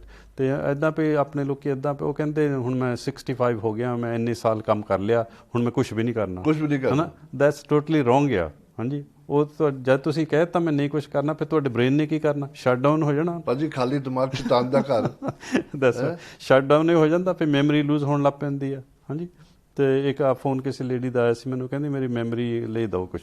ਮੈਂ ਕਿਹਾ ਤੁਸੀਂ ਕੀ ਕਰਦੇ ਹੁੰਦੇ? ਕੁਛ ਵੀ ਨਹੀਂ ਕਰਨਾ। ਜਿਸਮ ਵੀ ਸੋਚਦਾ ਹੋਏਗਾ ਮੈਨੂੰ 60-70 ਸਾਲ ਮੈਨੂੰ ਘੁਮਾ ਕੇ ਫਿਰਦਾ ਰਿਹਾ, ਹਰ ਤਰ੍ਹਾਂ ਦਾ ਮੇਰੇ ਤੋਂ ਕੰਮ ਲੈਂਦਾ ਰਿਹਾ, ਉਹ ਚੁੱਪ ਕਰਕੇ ਬੈਠ ਗਿਆ। ਹਾਂ ਦੈਟਸ ਰਾਈਟ। ਬ੍ਰੇਨ ਨੂੰ ਇੱਦਾਂ ਜਿੰਨਾ ਨੂੰ ਐਕਟਿਵ ਰੱਖੋ ਉਨਾ ਚੁਸਤ ਰਹੇਗਾ। ਹਾਂਜੀ ਸੋ ਕੁਛ ਨਾ ਕੁਛ ਕਰੋ ਜਿੰਨਾ ਤੁਹਾਡਾ ਬ੍ਰੇਨ ਯੂਜ਼ ਹੁੰਦਾ ਹੈ, ਬ੍ਰੇਨ ਨੂੰ ਐਕਟਿਵ ਰਹੇ, ਤੇ ਉਹ ਉਹਨਾਂ ਤੁਹਾਡੀ ਮੈਮਰੀ ਤੇ ਯਾਦਾਸ਼ਤ ਸਭ ਕੁਛ ਬ੍ਰੇਨ ਤੁਹਾਡਾ ਸਹੀ ਰਹੇਗਾ, ਸ਼ਾਰਪ ਰਹੇਗਾ। ਤੇ ਭਾਜੀ ਜਿਸਮ ਆਧਾਰ ਤੇ ਮਿਲਿਆ ਹੋਇਆ ਤੁਹਾਨੂੰ ਲੋਨ ਦੇ ਉੱਪਰ, ਇਹਨੂੰ ਯੂਜ਼ ਕਰੋ ਜਿੰਨਾ ਕਰ ਸਕਦੇ ਹੋ। ਯੂਜ਼ ਕਰੋ ਬਿਲਕੁਲ। ਰੱਬ ਨੇ ਲੈ ਜਾਣਾ ਇੱਕ ਦਫਾ, ਫਿਰ ਬੰਦੇ ਦੀ ਥੋੜੀ ਆਪਣੀ ਚੀਜ਼ ਹੈ ਹੀ ਨਹੀਂ ਹੈ। That's right. ਇਹ ਜੁਆਇੰਟਸ ਵੀ ਆਪਣੇ ਇਦਾਂ ਹੀ ਆ। ਜੇ ਤੁਸੀਂ ਸਾਰਾ ਦਿਨ ਬੈਠੇ ਰਹਿੰਦੇ ਤਕਰੀਬਨ ਹਿਲਦੇ ਜੁਲਦੇ ਨਹੀਂ ਗਏ, ਉਹ ਜੁੜਨੇ ਹੀ ਆ। ਹਾਂਜੀ ਜੇ ਤੁਸੀਂ ਸੈਰ ਕਰੋ, ਤੁਰੋ ਫਿਰੋ, ਉਹਨਾਂ ਨੂੰ ਅੰਗ ਪੈਰ ਵਰਤੋ, ਜੋੜਾਂ ਨੂੰ ਹਿਲਾਵੋ, ਤਾਂ ਉਹ ਐਕਟਿਵ ਰਹਿੰਦੇ, ਠੀਕ ਰਹਿੰਦੇ। ਹਾਂਜੀ ਸੋ ਇਹ ਵੀ ਹੈਗਾ ਵੀ ਕਈ ਲੋਕੀ ਕੰਮ ਤੋਂ ਜਦੋਂ ਰਿਟਾਇਰ ਹੋ ਜਾਂਦੇ ਆ, ਉਹ ਐਕਸਰਸਾਈਜ਼ ਕੋਈ ਵੀ ਨਹੀਂ ਕਰਦੇ ਹੈਗੇ, ਅੰਦਰ ਹੀ ਰਹਿੰਦੇ। ਬਿਮਾਰੀ ਕਰਕੇ ਡਾਕਟਰ ਨੇ ਹੈਲਪ ਨਹੀਂ ਕੀਤੀ, ਉਹਦੇ ਨਾਲ ਲੋਕੀ ਟੋਟਲੀ ਚੇਂਜ ਹੋ ਗਏ। ਬਿਲਕੁਲ ਨਹੀਂ, ਕਿਉਂਕਿ ਰਿਸਟ੍ਰਿਕਸ਼ਨ ਸੀਗੇ ਬਾਹਰ ਜਾਂਦੇ, ਪਰ ਫਿਰ ਵੀ ਪਾਰਕ ਤੇ ਉਹਨਾਂ ਨੇ ਰਾਈਟ ਥਰੂ ਕਦੇ ਵੀ ਬੰਦ ਨਹੀਂ ਸੀ। ਪਾਰਕ ਤਾਂ ਬੰਦ ਨਹੀਂ ਕੀਤੇ, ਰਾਈਟ ਥਰੂ ਉਹਨਾਂ ਨੇ ਕਿਹਾ ਸੀ ਤੁਸੀਂ ਜਾ ਸਕਦੇ ਪਾਰਕ ਵਿੱਚ। ਦੱਸ ਰਾਈਟ, ਸੈਰ ਕਰਨ ਜਾ ਸਕਦੇ ਆ ਤੇ ਨੋ ਪ੍ਰੋਬਲਮ। ਹਾਂਜੀ ਤੇ ਬਾਕੀ ਹੋਰ ਰਿਸਕ ਫੈਕਟਰ ਹੁੰਦਾ ਡਾਇਬੀਟਿਸ ਵਾਲਿਆਂ ਨੂੰ। ਹਾਂਜੀ ਸ਼ੂਗਰ ਡਾਇਬੀਟਿਸ ਜਿਹਨਾਂ ਉਹਨਾਂ ਨੂੰ ਤੁਹਾਨੂੰ ਪਤਾ ਪਏ, ਉਹਨਾਂ ਦੇ ਕਈ ਵਾਰੀ ਹੁੰਦੀ ਵੀ ਡਾਇਬੀਟਿਸ ਕਈ ਸਾਲਾਂ ਤੋਂ ਪਹਿਲਾਂ ਹੀ ਸ਼ੁਰੂ ਹੋਈ ਹੁੰਦੀ, ਉਹਨਾਂ ਨੂੰ ਪਤਾ ਨਹੀਂ ਲੱਗਦਾ। ਹਾਂਜੀ ਸੋ ਉਹ ਸ਼ੂਗਰ ਹਾਈ ਦੇ ਹੋਣ ਦੇ ਨਾਲ ਤੇ ਔਰਗਨ ਜਿਹੜੇ ਅੰਦਰ ਜਿੱਦਾਂ ਕਿਡਨੀਸ ਵਗੈਰਾ ਉਹ ਹੌਲੀ ਹੌਲੀ ਡੈਮੇਜ ਹੋ ਜਾਂਦੇ। ਬਿਲਕੁਲ ਹਾਂਜੀ ਸੋ ਜਦੋਂ ਡੈਮੇਜ ਹੋ ਜਾਂਦੇ ਫਿਰ ਤੁਹਾਡੇ ਬਲੱਡ ਪੋਇਜ਼ਨਿੰਗ, ਬਲੱਡ ਇਨਫੈਕਸ਼ਨ ਹੋ ਜਾਂਦਾ, ਤਾਂ ਉਹ ਫਿਰ ਤੁਹਾਡਾ ਜ਼ਿਆਦਾ ਚਾਂਸ ਵੱਧ ਜਾਂਦਾ ਪਏ ਉਹ ਔਰਗਨ ਜਿਹੜਾ ਥੋੜ੍ਹਾ ਜਿਹਾ ਆਲਰੇਡੀ ਡੈਮੇਜ ਹੋਇਆ ਹੁੰਦਾ ਨਾ, ਫਿਰ ਜ਼ਿਆਦਾ ਡੈਮੇਜ ਹੋ ਜਾਊਗਾ। ਹਾਂਜੀ ਦੈਟਸ ਵਾਈ ਜਿਹੜੇ ਡਾਇਬੀਟਿਸ ਵਾਲੇ ਆ ਉਹਨਾਂ ਦਾ ਵੀ ਰਿਸਕ ਫੈਕਟਰ ਹੈਗਾ। ਹਾਂਜੀ ਸੋ ਉਹਨਾਂ ਨੂੰ ਵੀ ਇਹ ਈਜ਼ੀ ਬਿਮਾਰੀ ਹੋ ਸਕਦੀ ਆ, ਅਤੇ ਕੇਅਰਫੁਲ ਹੋਣਾ ਚਾਹੀਦਾ। ਅਤੇ ਬਾਕੀ ਜਿੱਦਾਂ ਆਪਾਂ ਕਹਿੰਦੇ ਵੀ ਇਮਿਊਨ ਸਿਸਟਮ ਜਿੱਥੇ ਵੀ ਡਾਊਨ ਹੋਵੇ ਹੈ ਨਾ, ਉੱਥੇ ਫਿਰ ਇਨਫੈਕਸ਼ਨ ਜ਼ਿਆਦਾ ਫੈਲਦਾ ਆ। ਹਾਂਜੀ ਕਿਉਂਕਿ ਉਹ ਕਾਊਂਟਰੈਕਟ ਨਹੀਂ ਹੁੰਦਾ। ਅਤੇ ਹੁਣ ਤੁਹਾਨੂੰ ਪਤਾ ਹੈ ਵੀ ਕਈ ਲੋਕ ਕੈਂਸਰ ਦੀ ਟਰੀਟਮੈਂਟ ਕਰਾਉਂਦੇ ਹੁੰਦੇ ਆ, ਅਤੇ ਉਹਨਾਂ ਨੂੰ ਕੀਮੋਥੈਰੇਪੀ ਦਿੰਦੇ ਆ, ਬੜੇ ਜ਼ਬਰਦਸਤ ਦਵਾਈਆਂ ਦਿੰਦੇ ਆ, ਅਤੇ ਉਹਨਾਂ ਦਾ ਸਾਈਡ ਇਫੈਕਟ ਹੁੰਦਾ ਵੀ ਉਹ ਇਮਿਊਨ ਸਿਸਟਮ ਨੂੰ ਦਬਾਉਂਦੇ ਆ। ਹਾਂਜੀ ਅਤੇ ਇਮਿਊਨ ਸਿਸਟਮ ਉਹ ਦਬਾਅ ਹੋ ਜਾਂਦਾ, ਲੋਅ ਹੋ ਜਾਂਦਾ, ਇਸ ਕਰਕੇ ਇਨਫੈਕਸ਼ਨ ਦਾ ਚਾਂਸ ਵੱਧ ਜਾਂਦਾ। So that's a risk factor. So ਜੇ ਕੋਈ ਕੀਮੋ ਲੈਂਦਾ ਹੈ ਤਾਂ ਉਹਨਾਂ ਨੂੰ ਆਪਣਾ ਕੇਅਰਫੁਲ ਹੋਣਾ ਚਾਹੀਦਾ। ਅਤੇ ਸਾਰਿਆਂ ਨੂੰ ਵਿਟਾਮਿਨ ਸੀ ਜ਼ਰੂਰੀ ਲੈਣੀ ਚਾਹੀਦੀ, ਜਿੰਨੇ ਵੀ ਆਪਾਂ ਦੱਸੇ ਆ ਨਾ ਜਿਹਨਾਂ ਨੂੰ ਰਿਸਕ ਹੈਗਾ ਆ, ਅਤੇ ਉਹ ਵਿਟਾਮਿਨ ਸੀ ਲੈਣ ਅਤੇ ਸਪਲੀਮੈਂਟ, ਕਿਉਂਕਿ ਉਹ ਬਾਡੀ ਵਿੱਚ ਸਟੋਰ ਨਹੀਂ ਹੁੰਦਾ ਵਿਟਾਮਿਨ ਸੀ, ਐਵੇਂ ਮਾੜਾ ਮੋਟਾ ਹੀ ਹੁੰਦਾ, ਥੋੜ੍ਹਾ ਹੀ ਸਟੋਰ ਹੁੰਦਾ, ਅਤੇ ਉਹ ਨਾਲ ਦੀ ਨਾਲ ਹਰ ਰੋਜ਼ ਚਾਹੀਦਾ ਹੈ ਵਿਟਾਮਿਨ ਸੀ ਦਾ ਸਪਲੀਮੈਂਟ। ਉਹਦੇ ਨਾਲ ਤੁਹਾਡਾ ਇਮਿਊਨ ਸਿਸਟਮ ਜਿਹੜਾ ਚੁਸਤ ਰਹਿੰਦਾ ਹੈ। ਡਾਕਟਰ ਸਾਹਿਬ ਇੱਕ ਗੱਲ ਜ਼ਰੂਰੀ ਹੈਗੀ ਹੈ, ਜਦੋਂ ਮੈਂ ਹਮੇਸ਼ਾ ਜ਼ਿਕਰ ਕਰਦਾ, ਤੁਸੀਂ ਮਕਾਨ ਬਣਾਉਂਦੇ ਹੋ, ਜੇ ਉਹਦੀ ਫਾਊਂਡੇਸ਼ਨ ਸਟਰੋਂਗ ਨਹੀਂ ਹੈਗੀ ਤਾਂ ਮਕਾਨ ਦਾ ਵਿਸ਼ਾ ਜਾਰੀ ਰਹਿੰਦਾ, ਕਿਉਂਕਿ ਉਹ ਫਾਊਂਡੇਸ਼ਨ ਸਟਰੋਂਗ ਨਹੀਂ ਹੈਗੀ। ਹਾਂਜੀ ਇਸੇ ਤਰ੍ਹਾਂ ਜਿਸਮ ਹੈਗਾ, ਇਹ ਬਚਪਨ ਤੋਂ ਜਦੋਂ ਪਹਿਲਾਂ ਤਾਂ ਤੁਸੀਂ ਦੁੱਧ ਦੀ ਗੱਲ ਦੱਸ ਕੇ ਹਟਿਓ, ਅਸੀਂ ਉਹ ਲੈ ਗਏ ਬਾਹਰ ਕਰ ਦਿੱਤਾ, ਉਹ ਜੋ ਵੀ ਉਹਦਾ ਬੱਚੇ ਦਾ ਤੁਸੀਂ ਫਾਊਂਡੇਸ਼ਨ ਬਿਲਡ ਕਰਨੀ ਹੈ ਉਹ ਹੁੰਦੀ ਨਹੀਂ ਹੈ, ਉਹ ਫਿਰ ਸਾਰੀ ਉਮਰ ਵੀਕਨੈਸ ਇਮਿਊਨ ਸਿਸਟਮ ਬਣਦਾ ਹੀ ਨਹੀਂ ਉਹਦਾ। That's right. ਕਿਉਂਕਿ ਜਦੋਂ ਤੁਸੀਂ ਯੰਗ ਏਜ ਨੈਚੁਰਲ ਚੀਜ਼ਾਂ ਦੇ ਨਾਲ ਆਪਣਾ ਵਿਟਾਮਿਨ ਸੀ ਲੈਣ ਨਾਲੋਂ ਤੁਸੀਂ ਜਿਹੜੇ ਔਰੇਂਜਸ ਵਗੈਰਾ ਕੋਈ ਜਿਨ੍ਹਾਂ 'ਚ ਵਿਟਾਮਿਨ ਸੀ ਹੈਗਾ ਉਹ ਤੁਸੀਂ ਖਾਓ, ਤੁਹਾਨੂੰ ਗੋਲੀਆਂ ਦੀ ਤਾਂ ਲੋੜ ਹੀ ਨਾ ਪਵੇ। ਹਾਂ ਦੈਟਸ ਰਾਈਟ। ਤੁਸੀਂ ਅਫਰੀਕਾ ਰਹਿੰਦੇ ਆ, ਤੁਹਾਨੂੰ ਪਤਾ ਉੱਥੇ ਕਿੰਨਾ ਫਰੂਟ ਲੋਕੀ ਖਾਂਦੇ ਹੁੰਦੇ ਸੀ, ਹੈ ਨਾ, ਫਰੈਸ਼ ਫਰੂਟ ਉੱਥੇ ਮਿਲਦਾ ਸੀ, ਤੁਸੀਂ ਇੰਜੋਏ ਕਰਦੇ ਸੀ, ਲੋਟ ਆਫ ਫਰੂਟ। ਅਤੇ ਇੱਥੇ ਆ ਕੇ ਦੇਖੋ ਲੋਕੀ ਇੰਨਾ ਖਾਂਦੇ ਨਹੀਂ ਹੈ ਮੇਰੇ ਖਿਆਲ, ਹੈ ਨਾ, ਬਹੁਤ ਘੱਟ ਲੋਕੀ ਫਰੂਟ ਖਾਂਦੇ ਇੱਥੇ। ਅਤੇ ਫਰੂਟ ਨੈਚੁਰਲ ਚੀਜ਼ ਆ, ਉਹ 'ਚੋਂ ਨੈਚੁਰਲ ਵਿਟਾਮਿਨਸ ਮਿਨਰਲਸ ਤੁਹਾਨੂੰ ਮਿਲਦੇ ਆ, ਅਤੇ ਜ਼ਰੂਰੀ ਆ। ਹਾਂਜੀ ਜਿਹੜੇ ਫਰੈਸ਼ ਫਰੂਟਸ ਆ, ਫਰੈਸ਼ ਸੈਲਡਸ ਆ ਖਾਣੇ ਜ਼ਰੂਰੀ ਆ, ਸਬਜ਼ੀਆਂ, ਇਹਨਾਂ 'ਚੋਂ ਸਭ ਕੁਛ ਮਿਲਦਾ। ਤੇ ਜੇ ਹੋ ਸਕੇ ਤਾਂ ਆਰਗੈਨਿਕ ਖਰੀਦਿਆ ਕਰੋ। ਉਹ ਥੋੜ੍ਹੀ ਜਿਹੀ ਜ਼ਿਆਦਾ ਉਹਦਾ ਪ੍ਰਾਈਸ ਹੁੰਦਾ ਪਰ ਇਟਸ ਵਰਥ ਇਟ, ਤੇ ਉਹਦਾ ਟੇਸਟ ਵੀ ਅਲੱਗ ਹੁੰਦਾ ਹੈ ਜਿਹੜੇ ਆਰਗੈਨਿਕ ਆ ਪ੍ਰੋਡਿਊਸ। ਤੇ ਸ਼ੁੱਡ ਟਰਾਈ ਯੋਰ ਬੈਸਟ ਹੈ ਨਾ। ਤੇ ਬਾਕੀ ਸੋ ਕੀਮੋਥੈਰੇਪੀ ਵਾਲੇ ਜਿਹੜੇ ਆ ਤੇ ਉਹਨਾਂ ਦਾ ਇਮਿਊਨ ਸਿਸਟਮ ਕੰਮ ਹੁੰਦਾ ਤੇ ਉਹਨਾਂ ਨੂੰ ਕੇਅਰਫੁਲ ਹੋਣਾ ਪੈਂਦਾ ਵੀ ਕੋਈ ਇਨਫੈਕਸ਼ਨ ਨਾ ਹੋ ਜਾਵੇ। ਤੇ ਬਾਕੀ ਜਿਨ੍ਹਾਂ ਦੀ ਕੋਈ ਸਰਜਰੀ ਹੋਈ ਹੋਵੇ, ਹਾਂਜੀ, ਸਰਜਰੀ ਤੋਂ ਬਾਅਦ ਤੁਹਾਨੂੰ ਪਤਾ ਵੀ ਇੱਕ ਤਾਂ ਵਾਈਟੈਲਿਟੀ ਡਾਊਨ ਹੋ ਜਾਂਦੀ ਹੈ ਕਿ ਕੋਈ ਸਰਜਰੀ ਕੀਤੀ ਹੁੰਦੀ ਹੈ, ਇੱਕ ਹੈਗਾ ਵੀ ਉਹਨਾਂ ਦਾ ਜ਼ਖਮ ਹੋਇਆ ਹੁੰਦਾ ਜਿਹੜਾ ਹੌਲੀ ਹੌਲੀ ਹੀਲ ਹੁੰਦਾ, ਤੇ ਉਹ ਫਿਰ ਜ਼ਖਮ ਦੇ ਵਿੱਚ ਵੀ ਤੁਹਾਨੂੰ ਪਤਾ ਵੀ ਇਨਫੈਕਸ਼ਨ ਹੋ ਸਕਦਾ। ਡਾਕਟਰ ਬਿਮਾਰੀ ਤੋਂ ਬਾਅਦ, ਸਰਜਰੀ ਤੋਂ ਬਾਅਦ ਇਨਸਾਨ ਨੂੰ ਇੰਨੀ ਐਫਰਟ ਕਰਨੀ ਪੈਂਦੀ ਹੈ ਆਪਣਾ ਜਿਸਮ ਵਾਪਸ ਲਿਆਉਣ ਨੂੰ, ਬਿਕੋਜ਼ ਉਹ ਸਾਰਾ ਕੁਝ ਡਾਊਨ ਹੋ ਜਾਂਦਾ ਟੋਟਲੀ। ਪਹਿਲਾਂ ਤਾਂ ਇਮਿਊਨ ਸਿਸਟਮ ਵੀਕ ਹੁੰਦਾ ਹੈ, ਫਿਰ ਬਿਮਾਰੀ ਥੱਲੇ ਲੱਗ ਜਾਂਦੀ। ਆਪਾਂ ਪਹਿਲਾਂ ਕਾਲ ਲੈਂਦੇ ਫਿਰ ਗੱਲ ਕਰਦੇ। ਹੈਲੋ ਜੀ, ਸਤਿ ਸ਼੍ਰੀ ਅਕਾਲ। ਹੈਲੋ ਹੈਲੋ, ਸਤਿ ਸ਼੍ਰੀ ਅਕਾਲ ਜੀ, ਆਪਣਾ ਨਾਮ ਦੱਸਣਾ ਚਾਹੋਗੇ ਔਰ ਕਿੱਥੋਂ ਬੋਲਦੇ ਹੋ? ਹਾਂਜੀ, ਮੈਂ ਜਸਵਿੰਦਰ ਸਿੰਘ ਨਾਗਰਾ ਬੋਲਦਾ ਲੂਟਨ ਤੋਂ ਜੀ। ਭਾਜੀ ਸਵਾਗਤ ਕਰਦੇ ਹਾਂ। ਹੁਣ ਤੁਸੀਂ ਜਿਹੜਾ ਸਵਾਲ ਪੁੱਛੋਗੇ ਸਿੱਧਾ ਡਾਕਟਰ ਜੀ ਤੁਹਾਨੂੰ ਜਵਾਬ ਦੇਣਗੇ। ਆਪਣਾ ਪੁੱਛ ਲਓ, ਕੀ ਪੁੱਛਣਾ ਚਾਹੁੰਦੇ ਹੋ? ਥੈਂਕ ਯੂ ਜੀ। ਹਾਂਜੀ, ਵਾਹਿਗੁਰੂ ਖਾਲਸਾ ਵਾਹਿਗੁਰੂ ਫਤਿਹ। ਡਾਕਟਰ ਸਾਹਿਬ, ਵਾਹਿਗੁਰੂ ਜੀ ਕਾ ਖਾਲਸਾ ਵਾਹਿਗੁਰੂ ਫਤਿਹ ਜੀ। ਮੈਂ ਤੈਨੂੰ ਪੁੱਛਣਾ ਚਾਹੁੰਦਾ ਸੀਗਾ ਕਿ ਬਈ ਤੁਸੀਂ ਹੋਮਿਓਪੈਥੀ ਕਰਦੇ ਹੋ ਤੇ ਇਲੈਕਟ੍ਰੋਪੈਥੀ ਬਾਰੇ ਤੁਹਾਡਾ ਕੀ ਵਿਚਾਰ ਆ? ਕੀ ਤੁਸੀਂ ਉਹਦੇ ਬਾਰੇ ਕੁਝ ਜਾਣਦੇ ਹੋ? ਨਹੀਂ ਜੀ, ਮੈਂ ਇਲੈਕਟ੍ਰੋਪੈਥੀ ਨਹੀਂ ਕਰਦਾ ਹੈਗਾ ਤੇ ਨਾ ਹੀ ਇਹਦੇ ਬਾਰੇ ਮੇਰੀ ਬਹੁਤੀ ਜਾਣਕਾਰੀ ਹੈ ਜੀ। ਮੈਂ ਪਿਓਰ ਹੋਮਿਓਪੈਥੀ ਕਰਦਾ ਜੀ। ਪਿਓਰ ਹੋਮਿਓਪੈਥੀ ਕਰਦੇ ਹੋ? ਹਾਂਜੀ, ਦੈਟਸ ਰਾਈਟ। ਅੱਛਾ ਅੱਛਾ ਅੱਛਾ, ਚਲੋ ਮੈਂ ਇਹਨਾਂ ਪੁੱਛਣਾ ਸੀਗਾ। ਤੇ ਦੂਸਰਾ, ਮੈਨੂੰ ਵੀ ਤੁਸੀਂ ਪਹਿਲੇ ਵੀ ਗੱਲ ਕਰ ਰਹੇ ਆ, ਪ੍ਰੋਸਟੇਟ ਦੀ ਪ੍ਰੋਬਲਮ ਹੈ। 70 ਸਾਲ ਦੀ ਮੇਰੀ ਉਮਰ ਆ। ਹਾਂਜੀ, ਤੇ ਉਹਨੂੰ ਮੈਂ ਕਾਫੀ ਕੰਟਰੋਲ ਦੇ ਵਿੱਚ ਕੀਤਾ ਹੋਇਆ। ਕੁਝ ਤਾਂ ਪਹਿਲਾਂ ਮੈਂ ਲੈਂਦਾ ਸੀਗਾ ਆਪਣੀ ਸਬਲ ਸੈਰੂਲਤਾ ਵਗੈਰਾ, ਫਿਰ ਮੈਂ ਇਕੱਲਾ ਸੌਪਰਮੈਡ ਦਾ ਟਿੰਕਚਰ ਲੈਂਦਾ ਰਿਹਾ। ਹਾਂਜੀ, ਤੇ ਹੁਣ ਮੈਂ ਇੰਡੀਆ ਤੋਂ ਮੇਰੇ ਦੋਸਤ ਦਾ ਲੜਕਾ ਉਹ ਮੈਨੂੰ ਭੇਜ ਰਿਹਾ ਆਪਣੀ ਇਲੈਕਟ੍ਰੋਪੈਥੀ। ਹਾਂਜੀ, ਤੇ it seems to be under control. ਠੀਕ ਹੈ ਜੀ। ਹਾਂਜੀ, whatever helps is good thing. ਤੇ ਇਹ ਸੈਬਲ ਸੈਰੂਲਾਟਾ ਇਹ ਸਾਡੀ ਮੇਨ ਦਵਾਈ ਹੁੰਦੀ ਆ ਹੋਮਿਓਪੈਥੀ 'ਚ। ਤੇ ਇਹਦੀ ਤਾਂ ਹੁਣ ਹਰਬਲ ਮੈਡੀਸਨ ਵੀ ਬਣਾਈ ਹੋਈ ਇੱਥੇ ਆਮ, ਹੁਣ ਹੌਲਨ ਬੈਰਟ ਵਿੱਚ ਵੀ ਵਿਕ ਰਹੀ ਹੈ। ਹਾਂ, ਉਹ ਪੁੱਛਣਾ ਚਾਹੁੰਦਾ ਸੀ ਵੀ ਜਿਹੜਾ ਸਬਲ ਸੈਰੂਲਤਾ ਆ ਉਹਦੇ ਵਿੱਚ 90% ਅਲਕੋਹਲ ਹੁੰਦੀ ਆ, ਤੇ ਜਿਹੜੀ ਤੁਸੀਂ ਇੱਥੋਂ ਆਮ ਦੁਕਾਨਾਂ ਤੋਂ ਲੈਂਦੇ ਉਹਦੇ ਵਿੱਚ 70-75% ਅਲਕੋਹਲ ਹੁੰਦੀ ਆ। ਉਹਨਾਂ ਵਿੱਚੋਂ ਕਿਹੜੀ ਬੈਟਰ ਰਹਿੰਦੀ ਆ? ਮੇਰੇ ਖਿਆਲ ਜਿਹੜੀ ਇੰਡੀਆ ਤੋਂ ਬਣਾਉਂਦੇ ਹਨ ਉਹਦੇ ਵਿੱਚ ਥੋੜ੍ਹੀ ਅਲਕੋਹਲ ਜ਼ਿਆਦਾ ਪੈਂਦਾ ਹੈ। ਤੇ ਹਾਂਜੀ, ਤੇ ਇੱਥੇ ਜਿਹੜੀਆਂ ਉਹਨਾਂ 'ਚ ਕੁਝ ਘੱਟ ਹੁੰਦਾ ਹੈ। ਤੇ ਪਰ ਇੱਦਾਂ ਪਈ ਜਿਹੜੀ ਉਹ ਹਰਬਲ ਟਿੰਕਚਰ ਹੁੰਦੀ ਹੈ ਨਾ, ਤੇ ਉਹਦੇ ਵਿੱਚ ਵਰਤਦੇ ਤਾਂ ਹੋਣਗੇ 90%, ਪਰ ਉਹ ਬਹੁਤ ਥੋੜ੍ਹਾ ਹੁੰਦਾ ਹੈ ਜੇ ਕਿ ਪ੍ਰਪੋਰਸ਼ਨ ਜਿਹੜਾ, ਤੇ ਉਹ ਫਿਰ 90% ਨਹੀਂ ਰਹਿ ਜਾਂਦਾ ਹੈ।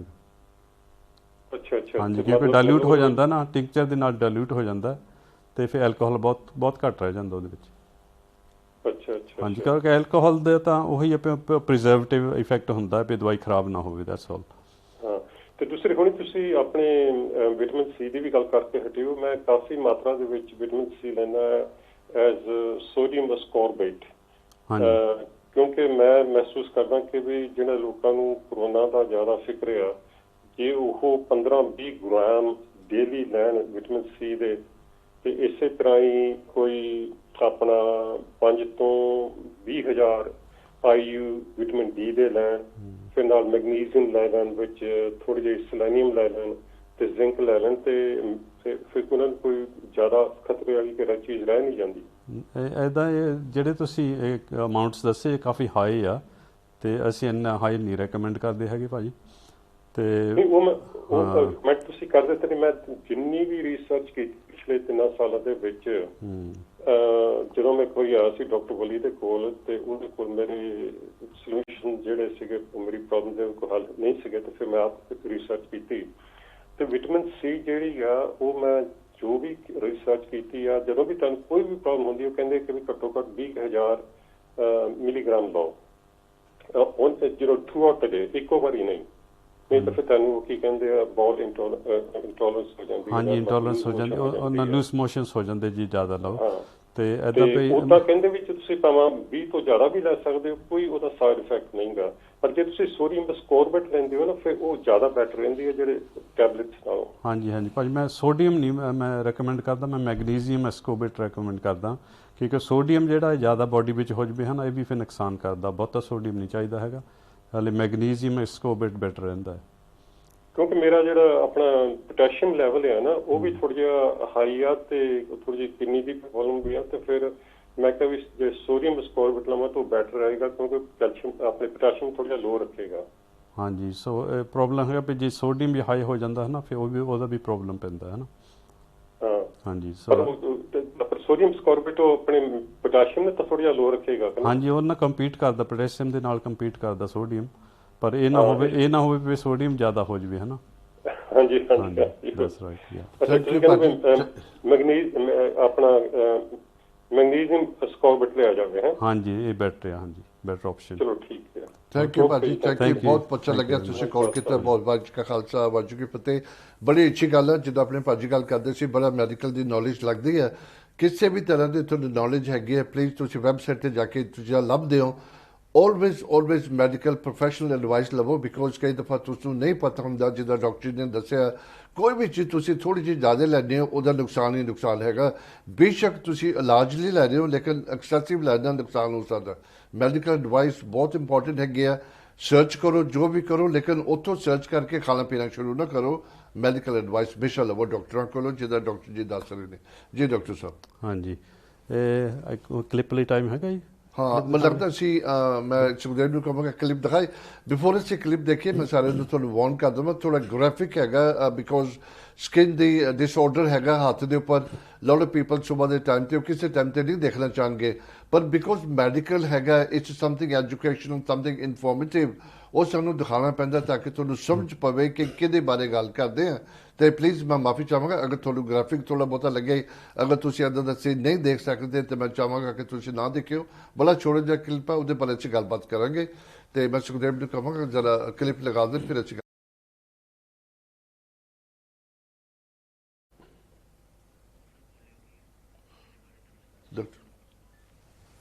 ਅੱਛਾ ਜੀ ਇਹ ਕੇਸ ਹੈਗਾ ਜੀ, ਇਹ ਸੋਰਾਇਸਿਸ ਦਾ ਕੇਸ ਸੀ ਤੇ ਤੁਹਾਨੂੰ ਦੇਖ ਸਕਦੇ ਵੀ ਕਿੰਨੇ ਹੱਥ ਖਰਾਬ ਸੀ ਪਹਿਲਾਂ।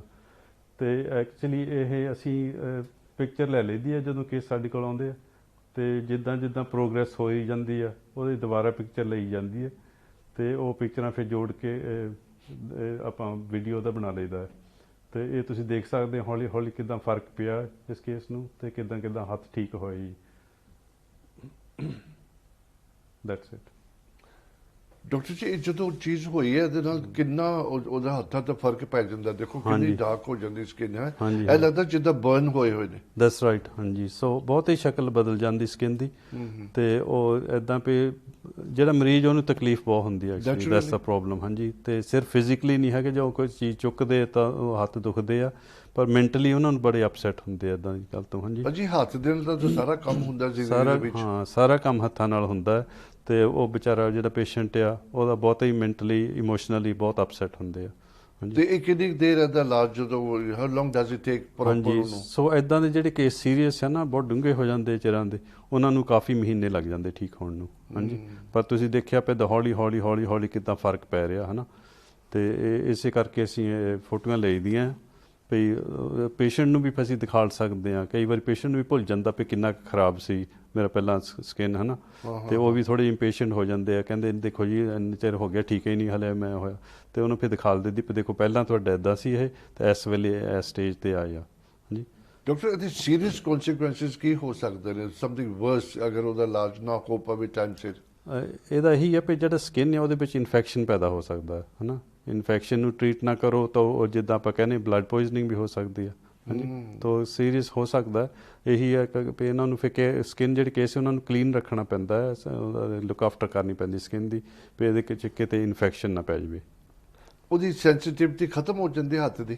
ਇਹ ਤੁਸੀਂ ਦੇਖਿਆ ਨਾਰਮਲ ਹੋ ਗਿਆ ਸਕਿਨ ਬਿਲਕੁਲ ਹੈ ਨਾ। ਨਹੀਂ ਜਦੋਂ ਸੀਗਾ ਅਗਰ ਤੁਸੀਂ ਠੰਡੀ ਚੀਜ਼ ਨੂੰ ਗਰਮ ਨੂੰ ਲਾਉਂਦੇ ਨਹੀਂ ਸੈਂਸਿਟਿਵ ਜ਼ਿਆਦਾ ਹੋ ਜਾਂਦਾ ਸਮਝ। ਅੱਛਾ ਜਾਸਤੀ ਹੋ ਜਾਂਦਾ ਜ਼ਿਆਦਾ ਕਰਕੇ ਜਿਹੜੀ ਨਰਵਸ ਆ ਨਾ ਸਕਿਨ ਦੇ ਵਿੱਚ ਉਹ ਐਕਸਪੋਜ਼ ਹੋ ਜਾਂਦੇ ਆ, ਨਰਵਸ ਐਂਡਿੰਗ ਜਿਹੜੇ ਜ਼ਿਆਦਾ ਸੈਂਸਿਟਿਵ ਹੋ ਜਾਂਦਾ ਭਾਜੀ।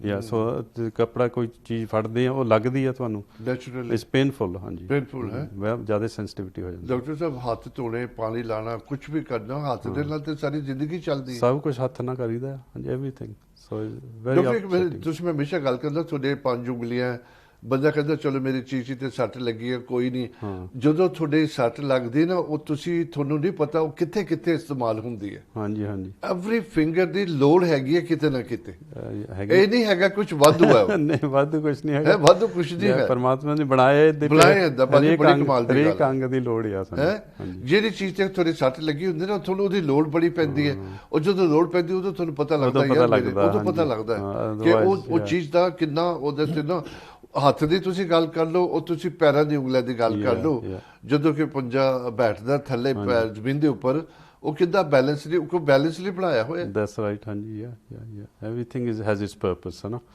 ਤੇ we just take it for granted. ਤੇ ਜਦੋਂ ਕੁਝ ਹੁੰਦਾ ਫਿਰ ਹੀ ਸਾਨੂੰ ਚੇਤਾ ਆਉਂਦਾ ਇਹ ਅੰਗ ਪੇ ਇਸ ਕੰਮ ਲਈ ਆ ਤੇ ਕਿੰਨਾ ਇੰਪੋਰਟੈਂਟ ਆ।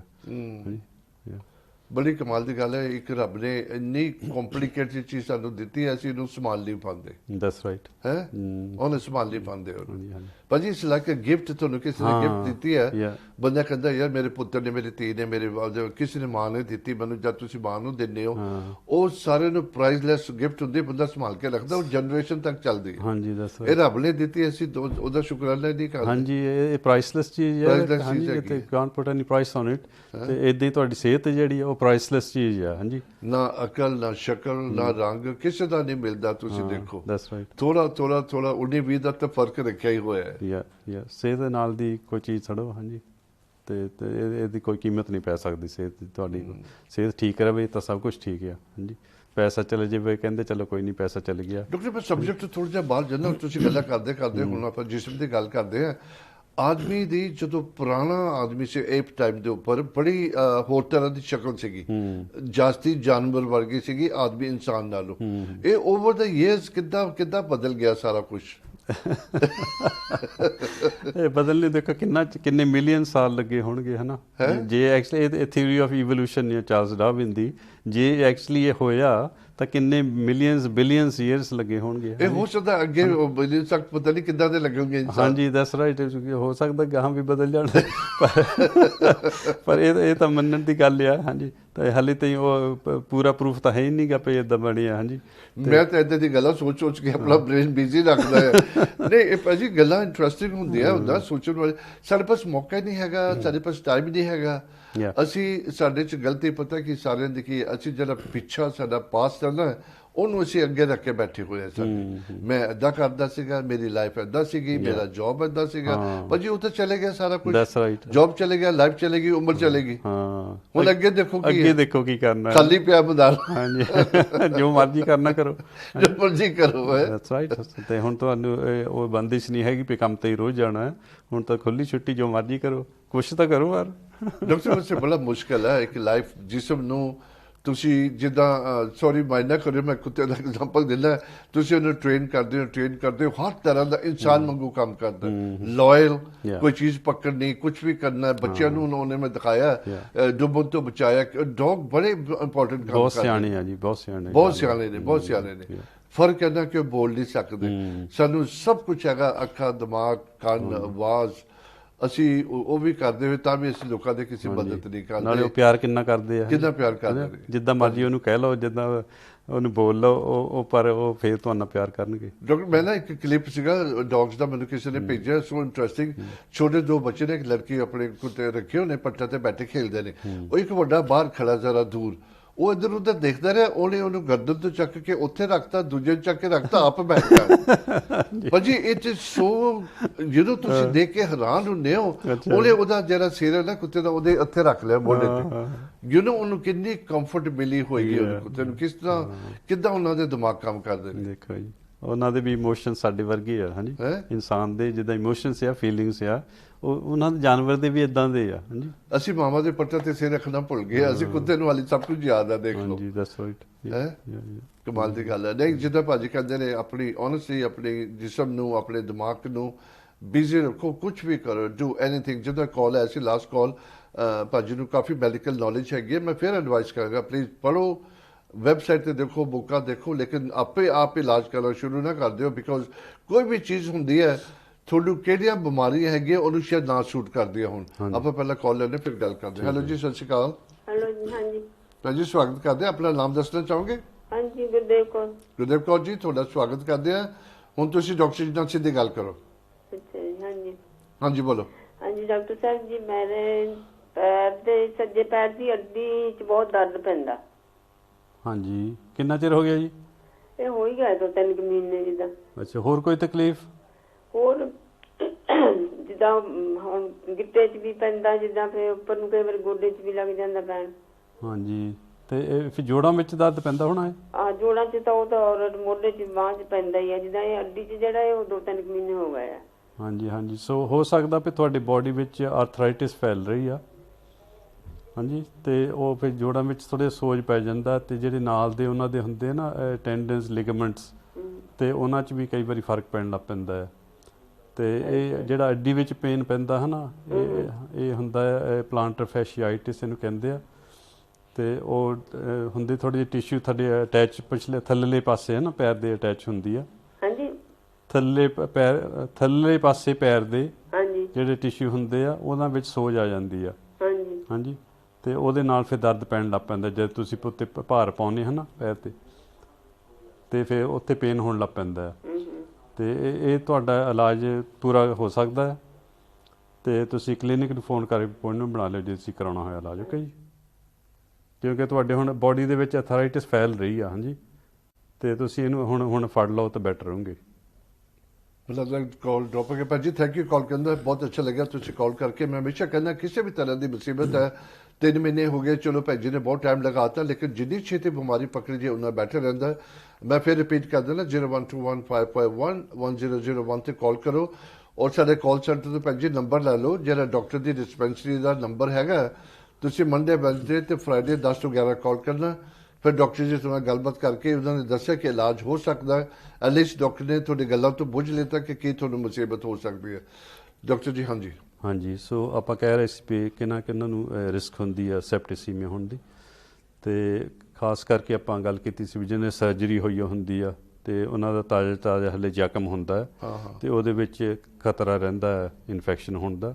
ਸੋ ਉਹਨਾਂ ਨੂੰ ਕੇਅਰਫੁਲ ਹੋਣਾ ਚਾਹੀਦਾ ਹੈ, ਉਹਦਾ ਦੇਖਣਾ ਚਾਹੀਦਾ ਵੀ ਜ਼ਖਮ ਇਹ 'ਚ ਕੋਈ ਪ੍ਰੋਬਲਮ ਤਾਂ ਨਹੀਂ ਆ ਰਿਹਾ ਜਦ ਤੱਕ ਐਨ ਠੀਕ ਨਹੀਂ ਹੋ ਜਾਂਦਾ। ਤੇ ਕਈ ਵਾਰੀ ਹੁੰਦਾ ਕਿਸੇ ਦੇ ਕੋਈ ਸੱਟ ਲੱਗ ਗਈ, ਇੰਜਰੀ ਹੋ ਗਈ, ਉੱਥੇ ਜ਼ਖਮ ਹੋ ਜਾਂਦਾ ਹੈ ਨਾ, ਤੇ ਫਿਰ ਉਹ ਜ਼ਖਮ ਦੇ ਵੀ ਰਿਸਕ ਹੁੰਦਾ ਹੈ ਵੀ ਇਹਦੇ ਵਿੱਚ ਇਨਫੈਕਸ਼ਨ ਨਾ ਪੈ ਜਾਵੇ, ਤੇ ਉਹਨੂੰ ਪ੍ਰੋਪਰਲੀ ਕਲੀਨ ਕਰਨਾ ਚਾਹੀਦਾ ਹੈ, ਬਚਾਅ ਰੱਖਣਾ ਚਾਹੀਦਾ ਆ, ਤੇ ਨਾਲ ਦੀ ਨਾਲ ਚੈੱਕ ਕਰੀ ਜਾਓ ਵੀ ਇਹਦੇ ਵਿੱਚ ਕੋਈ ਇਨਫੈਕਸ਼ਨ ਤਾਂ ਨਹੀਂ ਪੈਦਾ ਹੋ ਰਿਹਾ ਜਦ ਤਾਈਂ ਐਨ ਠੀਕ ਨਹੀਂ ਹੋ ਜਾਂਦਾ। ਹਾਂਜੀ, ਸੋ ਇੱਦਾਂ ਦੇ ਰਿਸਕ ਫੈਕਟਰ ਹੈਗੇ ਆ। ਤੇ ਇੱਕ ਹੋਰ ਰਿਸਕ ਫੈਕਟਰ ਹੈਗਾ ਆ ਖਾਸ ਜਿਹੜਾ ਆ, ਤੇ ਉਹ ਹੈਗਾ ਲੇਡੀਜ਼ ਆਫਟਰ ਚਾਈਲਡ ਬਰਥ। ਹਾਂਜੀ, ਜਦੋਂ ਬੱਚਾ ਪੈਦਾ ਹੁੰਦਾ ਹੈ ਤੇ ਉਦੋਂ ਲੇਡੀ ਦੀ ਵਾਈਟੈਲਿਟੀ ਕੁਛ ਡਾਊਨ ਹੋ ਜਾਂਦੀ ਆ। ਹਾਂਜੀ, ਤੇ ਹਾਰਮੋਨਲ ਚੇਂਜਸ ਵੀ ਹੋ ਰਹੇ ਹੁੰਦੇ ਬਾਡੀ ਦੇ ਵਿੱਚ, ਤੇ ਉਦੋਂ ਵੀ ਚਾਂਸ ਹੁੰਦਾ ਹੈ ਵੀ ਕਿਉਂਕਿ it's major event child birth. ਹਾਂਜੀ, ਤੇ ਚਾਈਲਡ ਬਰਥ ਤੋਂ ਬਾਅਦ ਵੀ ਇਨਫੈਕਸ਼ਨ ਹੋਣ ਦਾ ਯੂਟਰਸ ਵਿੱਚ ਖਤਰਾ ਰਹਿੰਦਾ ਹੈ। ਹਾਂਜੀ, ਕਿਉਂਕਿ ਮੈਡੀਕਲ ਇੰਟਰਵੈਂਸ਼ਨ ਹੋਈ ਹੁੰਦੀ ਹੈ ਉਸ ਵੇਲੇ, ਤੇ ਉਹਦਾ ਖਤਰਾ ਹੁੰਦਾ ਉਸ ਵੇਲੇ ਵੀ ਕਿਤੇ ਯੂਟਰਸ ਦੇ ਵਿੱਚ ਇਨਫੈਕਸ਼ਨ ਨਾ ਪੈ ਜਾਵੇ। ਤੇ ਜੇ ਚਾਈਲਡ ਬਰਥ ਤੋਂ ਬਾਅਦ ਇੱਦਾਂ ਦੇ ਕੋਈ ਸਿੰਪਟਮ ਆਉਣ ਹੈ ਨਾ, ਤਾਂ ਉਦੋਂ ਉਹਦਾ ਕੇਅਰਫੁਲ ਹੋਣਾ ਪੈਂਦਾ।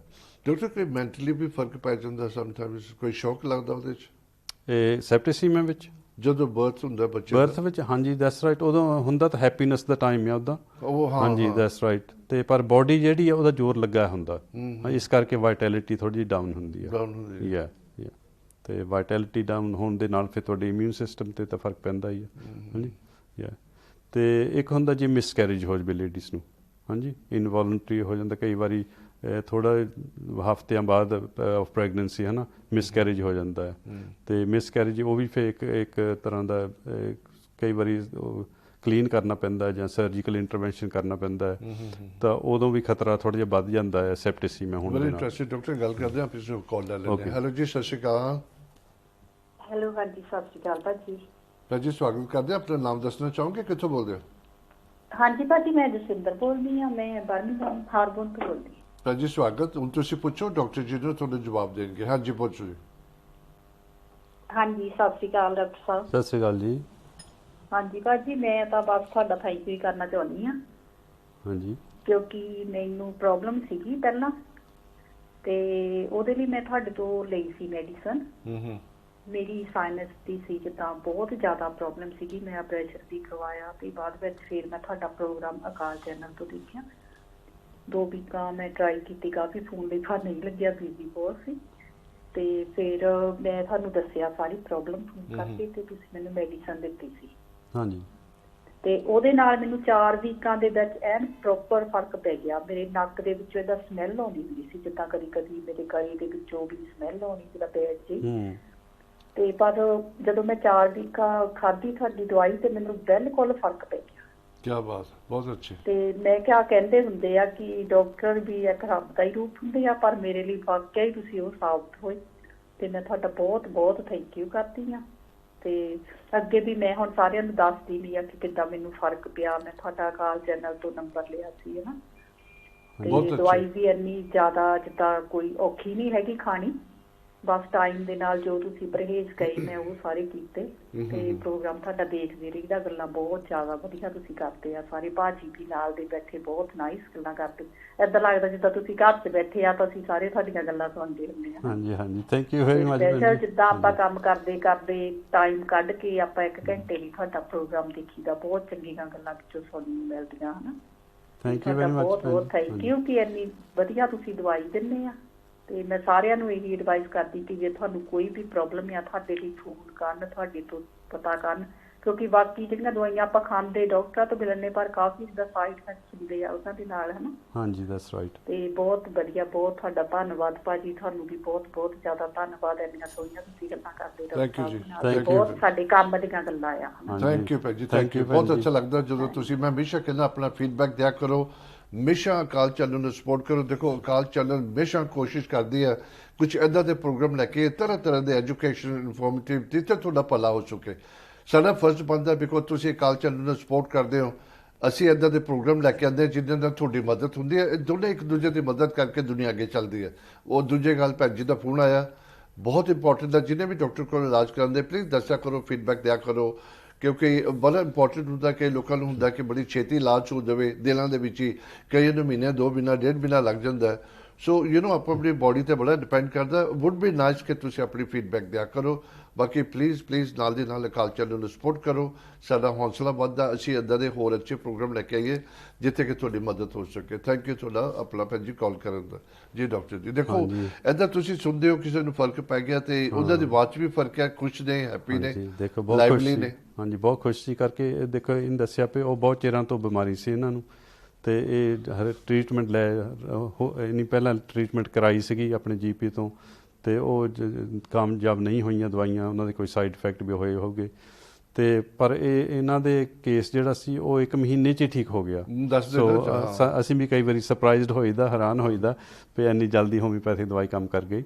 ਪਰ ਕਈ ਵਾਰੀ ਹੁੰਦਾ ਇੱਦਾਂ ਭਾਜੀ, ਕਈ ਵਾਰੀ ਦਵਾਈ ਬਹੁਤ ਜਲਦੀ ਕੰਮ ਕਰਦੀ ਆ, ਪਰ ਜ਼ਰੂਰੀ ਨਹੀਂ ਹੈਗਾ ਪਰ ਹਰੇਕ ਨੂੰ ਇੱਦਾਂ ਕਰੇਗੀ। ਬਿਲਕੁਲ। ਤੇ ਕਈਆਂ ਨੂੰ ਕਈ ਮਹੀਨੇ ਵੀ ਲੱਗ ਸਕਦੇ, ਜ਼ਿਆਦਾ ਵੀ ਟਾਈਮ ਲੱਗ ਸਕਦਾ, ਉਹ ਵੀ ਬਿਮਾਰੀ 'ਤੇ ਡਿਪੈਂਡ ਕਰਦਾ ਹੈ। ਹਾਂਜੀ, ਤੇ ਬਾਕੀ ਦਵਾਈ ਅਸੀਂ ਤਾਂ ਦੇ ਦੀ ਜ਼ਰੂਰ ਆ, ਪਰ ਪਰਮਾਤਮਾ ਹੀ ਠੀਕ ਕਰਨ ਵਾਲਾ ਹੈ। ਡਾਕਟਰ ਸਾਹਿਬ, ਅਸੀਂ ਤਾਂ ਜਿੱਦਾਂ ਤੁਸੀਂ ਕੋਈ ਕਾਰ ਬਣਾ ਲਿਆ, ਤੁਸੀਂ ਕਾਰ ਮੈਨੂਫੈਕਚਰ ਕਰਦੇ ਹੋ, ਕੋਈ ਵੀ ਚੀਜ਼ ਤੁਸੀਂ ਬਣਾਉਂਦੇ ਹੋ, ਉਹ ਜਦੋਂ ਤੁਸੀਂ ਬਣਦੀ ਤਿਆਰ ਹੁੰਦਾ, ਲੋਕੀ ਤਾਰੀਫ ਕਰਦੇ, ਤੁਹਾਨੂੰ ਕਿੰਨੀ ਉਹਦੀ ਨਾ ਪ੍ਰਾਊਡ ਫੀਲ ਹੁੰਦਾ ਹੈ, ਸੈਟੀਸਫੈਕਸ਼ਨ ਫੀਲ ਹੁੰਦੀ ਹੈ, ਸੈਟੀਸਫੈਕਸ਼ਨ ਹੁੰਦਾ ਹੈ। ਹਾਂ, ਜਦੋਂ ਤੁਹਾਨੂੰ ਏਦਾਂ ਕੰਪਲੀਮੈਂਟ ਮਿਲਦੇ ਆ, ਤੁਸੀਂ ਕਿਸੇ ਦਾ ਕੀਤਾ ਇਲਾਜ ਨੋਟ ਨੋਇੰਗ, ਕਿਉਂਕਿ ਪੁਰਾਣੀ ਬਿਮਾਰੀ ਹੈਗੀ ਆ, ਇਲਾਜ ਕਰਾ ਚੁੱਕੇ ਨੇ, ਨਹੀਂ ਫਰਕ ਪਿਆ, ਔਰ ਤੁਸੀਂ ਉਹਨੂੰ ਇੱਕਦਮ ਠੀਕ ਕੀਤਾ, ਹਾਊ ਡੂ ਯੂ ਫੀਲ ਜਦੋਂ ਏਦਾਂ ਹੁੰਦਾ? ਬਹੁਤ ਵਧੀਆ ਫੀਲਿੰਗ ਆਉਂਦੀ ਭਾਜੀ, ਬਹੁਤ ਵਧੀਆ ਫੀਲਿੰਗ ਆਉਂਦੀ ਪਈ। ਦੇਖੋ ਇਹ ਵਿਚਾਰੇ ਠੀਕ ਹੋ ਗਏ ਤੇ ਸਾਨੂੰ ਬਹੁਤ ਇੰਜੋਇਮੈਂਟ ਆਉਂਦੀ ਹੈ ਪਈ ਠੀਕ ਕਰਨ ਦੀ। ਜਦੋਂ ਐਨ ਬੰਦਾ ਕਹੇ ਮੈਂ ਐਨ ਫਿੱਟ ਹੋ ਗਿਆ ਨਾ, ਤੇ ਤੁਹਾਡੀ ਦਵਾਈ ਖਾ ਕੇ ਬਹੁਤ ਵਧੀਆ ਫੀਲਿੰਗ ਆਉਂਦਾ ਭਾਜੀ। ਭਾਜੀ ਤੁਸੀਂ ਹਮੇਸ਼ਾ ਬਿਜ਼ੀ ਰਹਿੰਦੇ ਹੋ, ਤੁਸੀਂ ਹੋਰ ਹਰ ਚੀਜ਼ ਦੇ ਉੱਪਰ ਰਿਸਰਚ ਕਰਦੇ ਰਹਿੰਦੇ ਹੋ? ਹਾਂਜੀ, ਇਹ ਮੇਰਾ ਸ਼ੌਂਕ ਆ, ਸ਼ੌਂਕ ਹੈ। ਜਿਹੜੀ ਬਿਮਾਰੀ ਕੋਈ ਅੜ ਜਾਵੇ ਹੈ ਨਾ, ਤਾਂ ਉਹ 'ਤੇ ਜ਼ਰੂਰੀ ਮੈਂ ਹੋਰ ਰਿਸਰਚ ਕਰਦਾ ਰਹਿੰਦਾ ਵੀ ਕਿਉਂ ਨਹੀਂ ਠੀਕ ਹੋਇਆ ਮਰੀਜ਼, ਇਹ ਕਿਉਂ ਨਹੀਂ ਹੋਇਆ ਨਾ। ਤੇ ਫਿਰ ਉਹ ਜਿੰਨਾ ਰਿਸਰਚ ਕਰਦੇ ਫਿਰ ਤੁਹਾਡੀ ਨੌਲੇਜ ਹੋਰ ਵੱਧਦੀ ਰਹਿੰਦੀ ਆ, ਫਿਰ ਹੋਰ ਕੋਈ ਆਉਂਦਾ ਉਸੇ ਬਿਮਾਰੀ ਨਾਲ, ਉਸੇ ਸਿੰਪਟਮ ਨਾਲ, ਵੀ ਅਸੀਂ ਤਿਆਰ ਹੁੰਦੇ ਫਿਰ। ਬਿਲਕੁਲ ਭਾਜੀ, thank you so much. Time ਇਜਾਜ਼ਤ ਨਹੀਂ ਦਿੰਦਾ, ਹਮੇਸ਼ਾ ਕੋਸ਼ਿਸ਼ ਹੁੰਦੀ ਹੈ ਕਿ ਖੁੱਲ੍ਹਾ ਟਾਈਮ ਹੋਵੇ, ਖੁੱਲ੍ਹੀ ਗੱਲ ਕਰੀਏ, ਪਰ ਚਲੋ ਜੋ ਵੀ ਹੋ ਰਿਹਾ ਬੜਾ ਅੱਛਾ ਹੋ ਰਿਹਾ। 1 ਘੰਟੇ ਦਾ ਸ਼ੋਅ ਹੁੰਦਾ, ਬੜੀ ਕੋਸ਼ਿਸ਼ ਕਰੀਦੀ ਕਿ ਹਰ ਸਬਜੈਕਟ ਕਵਰ ਹੋ ਜਾਵੇ। ਜਿੱਦਾਂ ਭੈਣ ਜੀ ਨੇ ਕਾਲ ਕੀਤਾ, ਬਹੁਤ ਅੱਛਾ ਲੱਗਿਆ। ਨੈਕਸਟ ਵੀਕ ਸੇਮ ਟਾਈਮ ਫਿਰ ਮੁਲਾਕਾਤ ਹੋਗੀ ਤੁਹਾਡੇ ਨਾਲ, ਤਬ ਤੱਕ ਰੱਬ ਰੱਖਾ। ਅਸੀਂ ਫਤਿਹ ਬੁਲਾਈਏ ਜੀ। ਵਾਹਿਗੁਰੂ ਜੀ ਕਾ ਖਾਲਸਾ, ਵਾਹਿਗੁਰੂ ਜੀ ਕੀ ਫਤਿਹ।